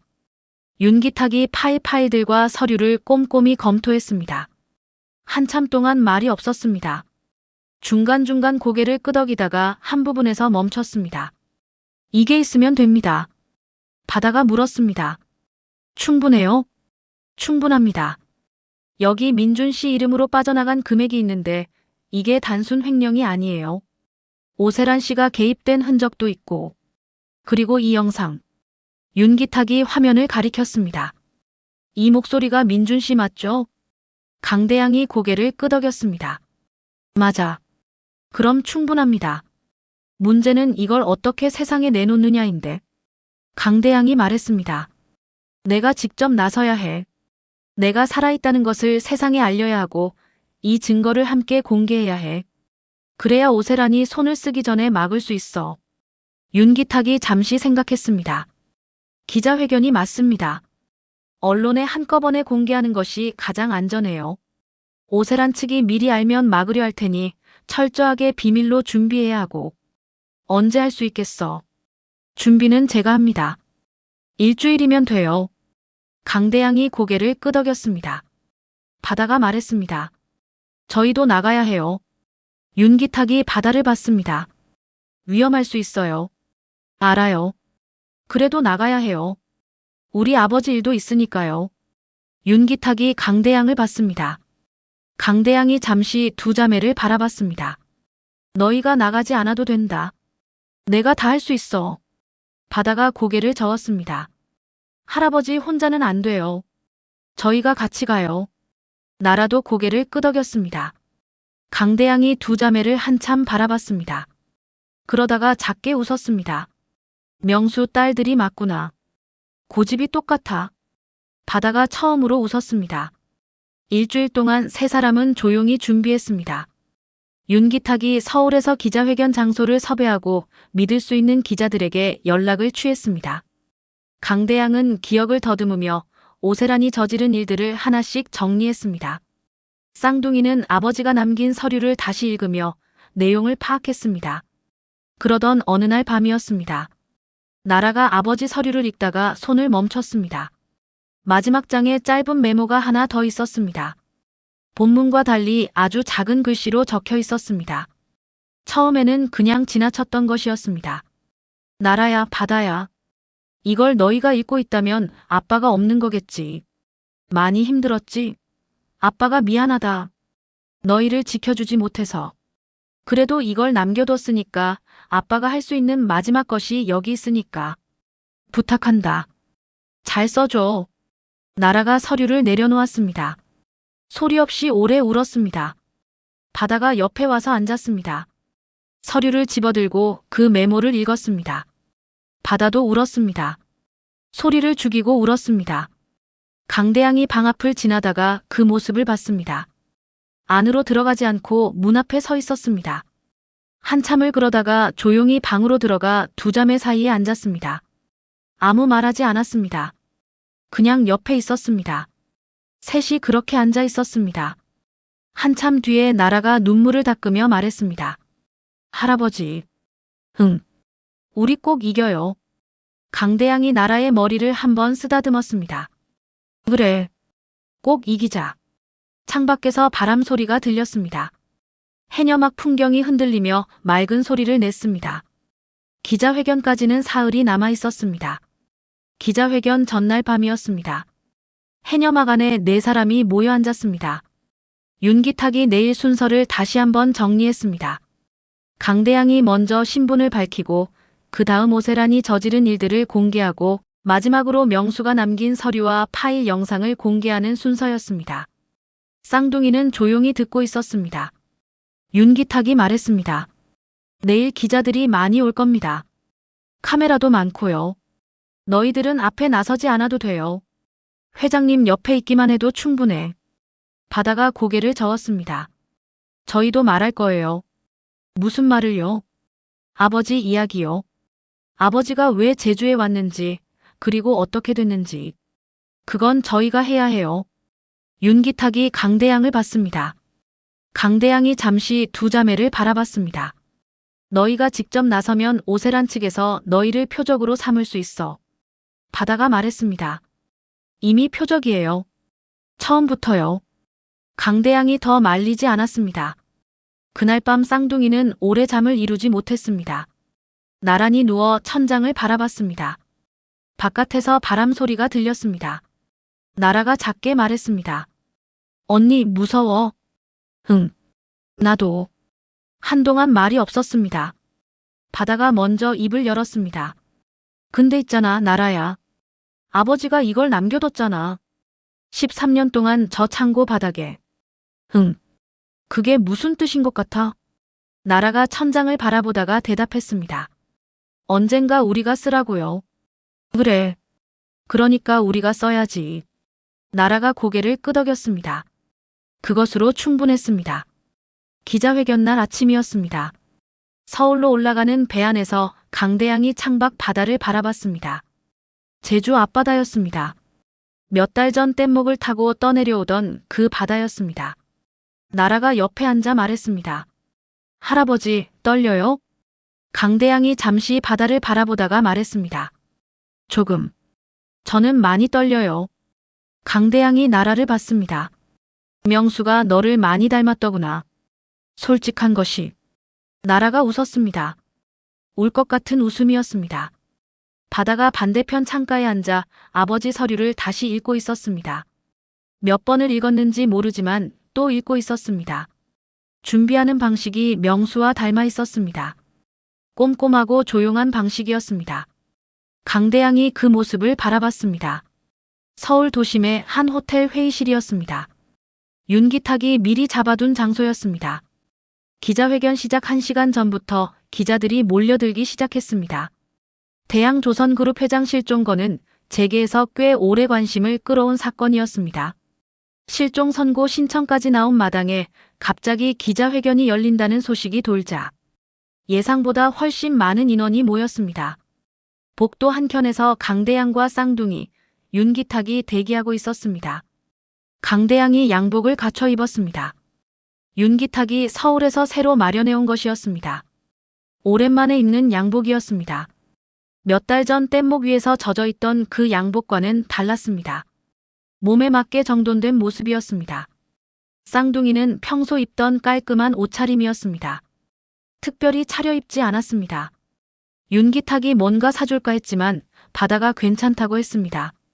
있는 그대로 가겠다고 했습니다.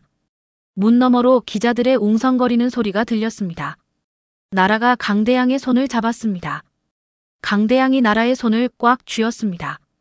들어갑시다. 윤기탁이 문을 열었습니다. 강대양이 회의실로 들어서는 순간 장내가 술렁였습니다. 카메라 플래시가 터졌습니다. 기자들이 자리에서 일어났습니다. 웅성거리는 소리가 커졌습니다. 강대양 뒤로 쌍둥이가 따라 들어왔습니다. 누구냐는 시선들이 쏟아졌습니다. 강대양이 단상 앞에 섰습니다.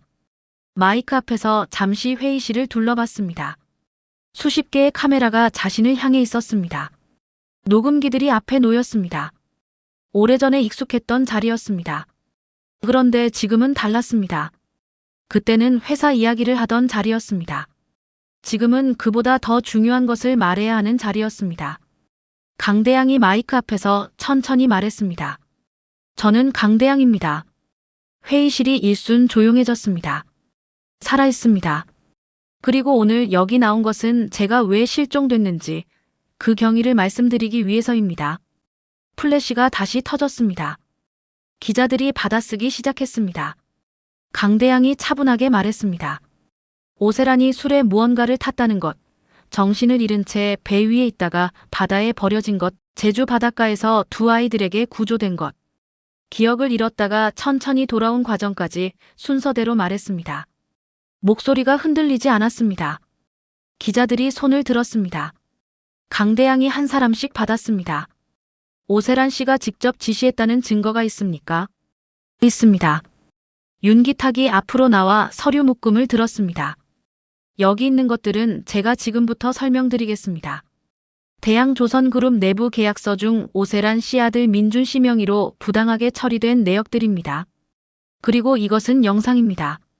노트북 화면에 파일 영상이 재생됐습니다. 민준의 목소리가 회의실에 울렸습니다. 기자들이 받아쓰는 속도가 빨라졌습니다. 카메라들이 노트북 화면을 향했습니다. 그때였습니다. 회의실 뒷문이 열렸습니다. 오세란이었습니다. 검은 정장 차림이었습니다. 표정이 없었습니다. 옆에 민준이 따라 들어왔습니다. 뒤로 변호사로 보이는 사람들이 있었습니다. 오세란이 미리 알고 온 것이었습니다. 윤기탁이 연락한 기자들 중 누군가가 흘린 것이었습니다. 회의실 안의 시선이 일제히 오세란에게로 쏠렸습니다. 오세란이 걸어나와 마이크 앞에 섰습니다. 강대양을 바라봤습니다. 그 눈빛이 흔들렸습니다. 하지만 목소리는 흔들리지 않았습니다. 여러분, 저는 오세란입니다. 지금 이 자리에서 말씀드리고 싶은 것이 있습니다. 이분은 제 남편이 맞습니다. 그러나 수개월 전부터 판단력에 이상이 생기셨고 지금 보여주시는 것들은 모두 누군가에게 이용당한 결과입니다. 강대양이 오세란을 바라봤습니다. 오세란이 쌍둥이를 가리켰습니다. 저 아이들이 치매 증세가 있는 어르신을 이용한 겁니다. 고아 아이들이 재산을 노리고 회의실이 술렁였습니다. 나라의 얼굴이 굳었습니다. 바다가 나라의 팔을 잡았습니다. 강대양이 마이크 앞으로 다시 걸어 나왔습니다. 제가 답하겠습니다. 강대양이 오세란을 보지 않고 기자들을 바라보며 말했습니다. 제 판단력에 이상이 있는지 없는지는 지금 이 자리에서 확인하시면 됩니다. 무엇이든 물어보십시오. 기자 한 명이 손을 들었습니다. 대양조선그룹 최초 설계 선박의 재원을 말씀해 주실 수 있습니까? 강대양이 막힘없이 대답했습니다. 수치까지 정확했습니다. 다른 기자가 또 물었습니다. 그것도 답했습니다. 세 번째 질문도 마찬가지였습니다. 오세란의 표정이 조금씩 굳어갔습니다. 그때 바다가 자리에서 일어났습니다. 윤기탁이 놀라서 바다를 봤습니다. 바다가 단상 쪽으로 걸어갔습니다. 강대양이 옆으로 비켜서며 자리를 내줬습니다. 바다가 마이크 앞에 섰습니다. 회의실이 조용해졌습니다. 13살짜리 아이가 마이크 앞에 서 있었습니다. 저는 고바다입니다. 고명수 씨 딸입니다. 기자들이 받아쓰다가 멈췄습니다. 고명수 씨는 강대양 회장님 밑에서 일하다가 13년 전에 제주도로 내려왔습니다. 그리고 2년 전에 어선 침몰 사고로 돌아가셨습니다. 바다가 잠시 멈췄습니다. 아버지가 왜 제주에 왔는지 저는 얼마 전에야 알았습니다. 회사 안에서 이상한 것을 발견했기 때문이었습니다. 그것이 위험하다는 것을 알았기 때문에 가족을 데리고 멀리 간 것이었습니다. 하지만 그것으로도 부족했습니다. 회의실이 완전히 조용해졌습니다. 아버지는 그것을 알면서도 그냥 사라지게 두지 않았습니다. 남겨뒀습니다. 저희가 찾을 수 있는 곳에. 바다가 나라를 봤습니다. 나라가 자리에서 일어나 서류 묶음을 들고 단상으로 걸어왔습니다. 이게 아버지가 남긴 것입니다. 나라가 서류를 들어 올렸습니다. 카메라들이 일제히 그쪽을 향했습니다. 오세란이 앞으로 나서려 했습니다. 민준이 옆에서 뭔가 말하려 했습니다. 그 순간 회의실 문이 다시 열렸습니다. 경찰이었습니다. 윤기탁이 미리 준비해둔 것이었습니다. 기자회견과 동시에 고소장이 접수돼 있었습니다. 오세란이 이곳에 올 것을 예상하고 대비해둔 것이었습니다. 경찰이 오세란 앞으로 걸어왔습니다. 오세란 씨, 존속살해 미수 및 횡령 혐의로 임의동행을 요청합니다. 회의실이 터져나오는 소리로 가득 찼습니다. 플래시가 쉴 새 없이 터졌습니다. 기자들이 자리에서 일어났습니다. 오세란이 그 자리에 굳어섰습니다. 민준이 옆에서 변호사를 향해 뭔가를 외쳤습니다. 하지만 이미 늦었습니다. 오세란이 경찰에게 팔을 잡히는 순간 처음으로 표정이 무너졌습니다. 그 눈이 쌍둥이를 향했습니다. 분노인지 당혹인지 알 수 없는 눈빛이었습니다. 나라가 그 눈빛을 받아냈습니다. 피하지 않았습니다. 오세란이 경찰과 함께 회의실을 나갔습니다. 민준도 뒤따라 연행됐습니다. 문이 닫혔습니다. 회의실 안이 잠시 조용해졌습니다. 그리고 누군가 박수를 치기 시작했습니다. 1명, 2명. 그것이 번져나갔습니다. 강대양이 쌍둥이 옆에 서 있었습니다. 바다가 강대양의 팔을 잡았습니다. 나라가 반대편에서 잡았습니다. 셋이 나란히 서 있었습니다. 윤기탁이 옆에서 눈물을 닦았습니다. 이번에도 닦지 않고 그냥 흘렸습니다. 회의실을 나온 것은 한참 뒤였습니다. 복도 끝 창문으로 서울 하늘이 보였습니다. 늦은 오후였고 햇살이 길게 뻗어 있었습니다. 나라가 창밖을 바라보다가 말했습니다. 할아버지, 우리 제주 가요. 강대양이 나라를 봤습니다. 그래. 가자. 빨리 가고 싶어요. 바다 보고 싶어요. 강대양이 웃었습니다. 오래간만에 짓는 웃음이었습니다. 억지가 없는 웃음이었습니다. 바다가 말했습니다. 할아버지, 오늘 저녁은 미역국 끓여드릴게요. 왜 미역국이냐? 오늘 같은 날은 미역국이지요. 강대양이 고개를 끄덕였습니다. 셋이 복도를 걸어 나갔습니다. 윤기탁이 뒤를 따랐습니다. 엘리베이터 문이 열렸습니다. 네 사람이 안으로 들어섰습니다. 문이 닫혔습니다. 문이 닫히는 순간 나라가 강대양의 손을 슬그머니 잡았습니다. 강대양이 잡힌 손을 내려다봤습니다. 그리고 꽉 쥐었습니다. 엘리베이터가 내려가기 시작했습니다. 제주로 돌아오는 배 위에서 세 사람은 나란히 갑판에 서 있었습니다. 서울에서의 일들이 아직 실감이 나지 않는 것 같았습니다. 기자회견, 오세란의 연행, 회의실을 가득 채운 플래시들. 그 모든 것이 어제 일인데 벌써 먼 것처럼 느껴졌습니다. 제주 바다가 가까워질수록 몸이 조금씩 풀렸습니다. 나라가 난간에 기대어 바다를 바라봤습니다. 할아버지, 저 바다가 할아버지 데려다준 바다예요. 강대양이 난간에 손을 얹고 수평선을 봤습니다. 알고 있다. 무서웠겠다. 혼자서. 강대양이 잠시 말이 없었습니다. 무서운지도 몰랐어. 정신이 없었으니까. 바다가 반대편 난간에서 말했습니다. 우리가 처음 봤을 때 할아버지 손이 보라색이었어요. 그랬냐? 응. 그래서 나라가 바다로 들어가려고 했어요. 뛰어들려는 거 제가 잡았고. 나라가 바다를 흘겨봤습니다. 나 잡지 말았어야 했어. 그냥 뛰어들었으면 더 빨리 끌어올렸잖아. 그러다 같이 죽을 뻔했잖아. 강대양이 두 자매를 번갈아 보다가 작게 웃었습니다. 둘이 싸우는 것도 닮았구나. 두 자매가 동시에 강대양을 봤다가 다시 서로를 봤습니다. 그러다가 같이 웃었습니다. 바람이 가판을 가로질러 지나갔습니다. 마을에 도착한 것은 저녁 무렵이었습니다. 폭우에 배가 닿자마자 마을 해녀 할머니 한 분이 뛰어나왔습니다. 서울 기자회견 소식이 뉴스로 나간 것이었습니다. 할머니가 나라를 와락 끌어안았습니다. 잘했다, 잘했어. 우리나라. 나라가 할머니 품에 안겼습니다. 할머니가 바다도 끌어안았습니다. 그리고 강대양을 봤습니다. 할머니가 강대양 앞에서 꾸벅 고개를 숙였습니다. 이 아이들 부탁합니다, 어르신. 강대양이 할머니를 봤습니다. 제가 부탁드려야지요. 그동안 이 아이들 봐주셔서 감사합니다. 할머니가 눈물을 닦았습니다. 폭우에 마을 사람들이 하나둘 나왔습니다. 저녁을 먹다가 나온 사람도 있었고 뉴스를 보고 달려온 사람도 있었습니다. 마을 이장이 머쓱하게 다가와 강대양에게 고개를 숙였습니다. 그동안 몰라봬서 신뢰가 많았습니다. 강대양이 손을 저었습니다. 제가 폐를 끼쳤습니다. 마을 분들 덕분에 지낼 수 있었습니다. 쌍둥이가 그 모습을 보며 옆에 서 있었습니다. 나라가 바다에게 작게 말했습니다. 언니, 이제 진짜 끝난 것 같아. 바다가 폭우 넘어 바다를 바라봤습니다. 그날 저녁 해녀막에서 바다가 미역국을 끓였습니다. 약속한 것이었습니다. 강대양이 부엌 문 앞에 기대서서 바다가 요리하는 것을 바라봤습니다. 나라는 밥을 짓고 있었습니다. 좁은 부엌에 둘이 부딪히면서 웃고 있었습니다. 강대양이 그 모습을 한동안 바라봤습니다. 몇 달 전 처음 이 해녀막으로 들어왔을 때가 생각났습니다. 열이 펄펄 끓던 날 냉기가 가득하던 방 쌍둥이가 번갈아가며 이마에 수건을 올려주던 것이 생각났습니다. 그때는 자신이 누구인지도 몰랐습니다.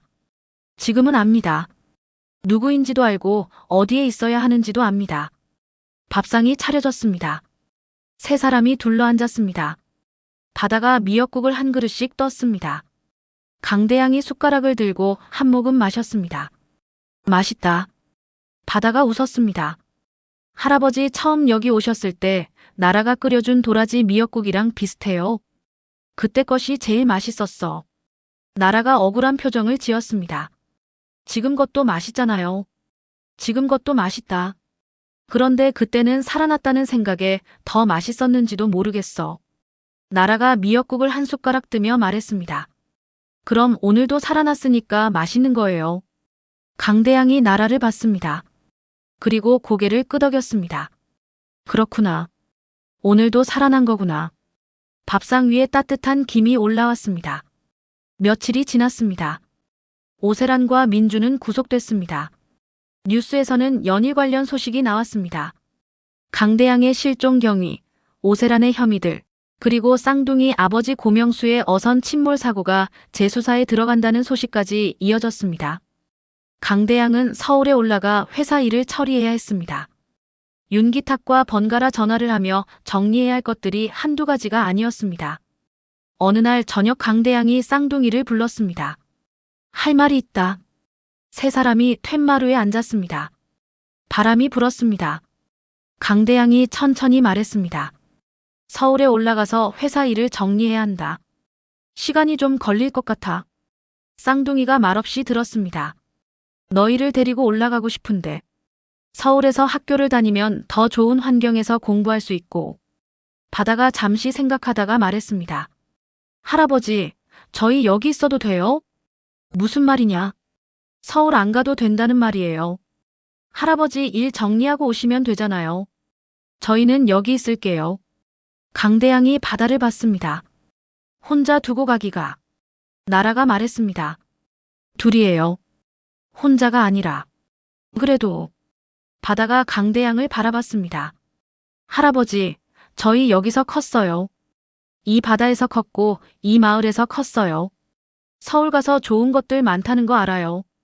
근데 지금 당장은 여기 있고 싶어요. 아버지 재수사도 지켜봐야 하고. 강대양이 한동안 말이 없었습니다. 나라가 말했습니다. 할아버지 일 다 정리하고 오시면 그때 같이 생각해요. 그리고 할아버지 여기 오실 수 있잖아요. 자주요. 강대양이 두 자매를 번갈아 봤습니다. 자주 온다는 게 얼마나 자주냐. 나라가 웃었습니다. 매주요. 강대양이 헛웃음을 냈습니다. 회사 일이 있는데 매주가 되겠냐? 그럼 격주요. 바다도 웃었습니다. 격주도 많은 거 아니에요? 나라가 팔짱을 꼈습니다. 그 이하는 안 돼요. 강대양이 두 자매를 보다가 웃음을 참지 못했습니다. 오랜만에 나오는 웃음이었습니다. 억지가 없는 웃음이었습니다. 알겠다. 격주. 강대양이 서울로 올라가기 전날 밤이었습니다. 세 사람이 마당에 나와 앉았습니다. 제주 밤하늘에 별이 많았습니다. 마을이 조용했습니다. 포구 쪽에서 파도 소리가 가늘게 들려왔습니다. 나라가 하늘을 올려다보며 말했습니다. 할아버지, 저 커서 뭐가 되면 좋을까요? 강대양이 하늘을 올려다봤습니다. 하고 싶은 게 뭐냐? 해녀 할머니들이 하는 것 있잖아요. 물질 가르치고 바다 지키는 것. 그거 계속하고 싶어요. 근데 그것만으로는 부족한 것 같기도 하고. 강대양이 나라를 봤습니다. 부족하지 않다. 바다를 지키는 사람이 있어야 해. 그게 쉬운 일이 아니야. 나라가 고개를 끄덕였습니다. 바다가 말했습니다. 저는 배 만들고 싶어요. 강대양이 바다를 봤습니다. 배를. 네. 할아버지 배 만드는 거 보면서 생각했어요. 저도 배울 수 있으면 좋겠다고. 강대양이 잠시 바다를 바라봤습니다. 명수도 처음에 그런 말을 했어. 배 만들고 싶다고. 바다가 굳었습니다. 아버지가요? 23세 처음 왔을 때 배를 만들고 싶은데 어떻게 해야 하냐고 물었어. 그래서 내가 가르쳤지. 바다가 말이 없었습니다. 강대양이 말했습니다. 내가 가르쳐주마. 명수한테 가르쳐준 것처럼. 바다의 눈가가 붉어졌습니다. 고개를 숙이며 고개를 끄덕였습니다. 네. 마당에 바람이 불었습니다. 풍경이 흔들렸습니다. 나라가 강대양에게 기댔습니다. 강대양이 나라의 어깨를 감쌌습니다. 바다가 반대편에서 기댔습니다. 강대양이 바다의 어깨도 감쌌습니다. 세 사람이 나란히 앉아 별을 바라봤습니다. 강대양이 말했습니다. 명수가 이 하늘 아래 어딘가에 있겠지. 나라가 작게 말했습니다. 보고 있겠죠. 그래. 보고 있겠지. 바다가 말했습니다. 아버지 잘 됐다고 좋아하겠다. 강대양이 고개를 끄덕였습니다. 그렇겠지. 셋이 한동안 말이 없었습니다. 별이 많았습니다. 바람이 불었습니다. 파도 소리가 들렸습니다. 나라가 말했습니다. 할아버지. 응. 격주 꼭 지켜요. 강대양이 나라를 내려다봤습니다. 안 지키면 어떻게 할 건데? 서울 쳐들어가요. 강대양이 웃었습니다. 바다도 웃었습니다. 나라도 웃었습니다. 제주 밤바다에서 바람이 불어왔습니다. 마당의 풍경이 흔들리며 맑은 소리를 냈습니다. 그 소리가 오래도록 마당 안에 머물렀습니다. 그로부터 몇 년이 흘렀습니다. 바다는 서울에서 조선공학을 공부하고 있었습니다. 방학이면 제주에 내려와 강대양에게 배운 것들을 보여줬습니다. 강대양이 설계 도면에 빨간 줄을 치며 틀린 곳을 짚어주면 바다가 입을 삐죽이면서도 다시 고쳐왔습니다. 명수가 23세 그랬던 것처럼이었습니다. 나라는 제주에 남았습니다. 해녀 할머니들에게 물질을 더 배우면서 마을 아이들에게 바다를 가르치기 시작했습니다. 사라져가는 해녀 문화를 기록하는 일도 시작했습니다. 마을 사람들이 나라를 볼 때마다 말했습니다. 어머니를 닮았다고. 나라는 그 말이 좋았습니다. 강대양은 서울과 제주를 오갔습니다. 약속대로 격주였습니다. 한 번도 어긴 적이 없었습니다. 제주에 오는 날이면 해녀막에 불이 켜지고 미역국 냄새가 났습니다. 강대양이 마당에 들어서면 나라가 뛰어나왔습니다. 바다가 방학이면 같이 있었습니다. 회사는 투명하게 정리됐습니다. 오세란이 저지른 것들이 하나씩 밝혀지면서 바로잡는데 시간이 걸렸습니다. 고명수의 어선 침몰 사고는 재수사 끝에 타살로 결론이 났습니다. 늦었지만 명수의 이름이 바로잡혔습니다. 강대양은 회사 안에 작은 연구소 하나를 만들었습니다. 이름은 명수의 이름을 땄습니다. 고명수 조선연구소였습니다. 젊은 설계사들이 공부하는 곳이었습니다. 바다가 언젠가 거기서 일하겠다고 했습니다. 강대양이 그때까지 기다리겠다고 했습니다. 어느 가을날이었습니다. 강대양이 제주에 내려왔습니다. 이번에는 격주가 아니었습니다. 특별한 날이었습니다. 나라가 해녀 정식 자격을 딴 날이었습니다. 마을 해녀 할머니들이 다 나왔습니다. 작은 잔치가 벌어졌습니다.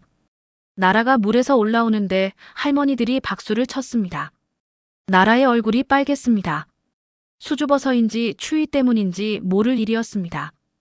강대양이 포구 끝에 서서 그 모습을 바라봤습니다. 바다가 옆에 서서 말했습니다. 아버지가 봤으면 좋았을 텐데. 강대양이 말했습니다. 보고 있을 거다. 그렇겠죠. 두 사람이 나란히 서서 포구를 바라봤습니다. 나라가 물에서 나와 수건으로 얼굴을 닦으면서 두 사람을 찾았습니다. 강대양과 바다가 보이자 손을 크게 흔들었습니다. 강대양도 손을 들었습니다. 그날 저녁 해녀막에서 셋이 밥을 먹었습니다. 나라가 직접 잡아온 전복으로 죽을 끓였습니다. 강대양이 한 숟가락 떠먹었습니다. 맛있다. 나라가 웃었습니다. 제가 잡은 거예요. 안다. 할아버지가 처음 드신 거예요. 제가 잡은 전복. 그렇구나. 나라가 숟가락을 들고 말했습니다. 할아버지, 오래오래 사셔야 해요. 제가 나중에 더 큰 것도 잡아드릴 거니까. 강대양이 나라를 봤습니다. 그러마. 바다가 웃으며 말했습니다. 저도 배다 만들면 할아버지 태워드릴게요. 제가 만든 배에. 강대양이 바다를 봤습니다.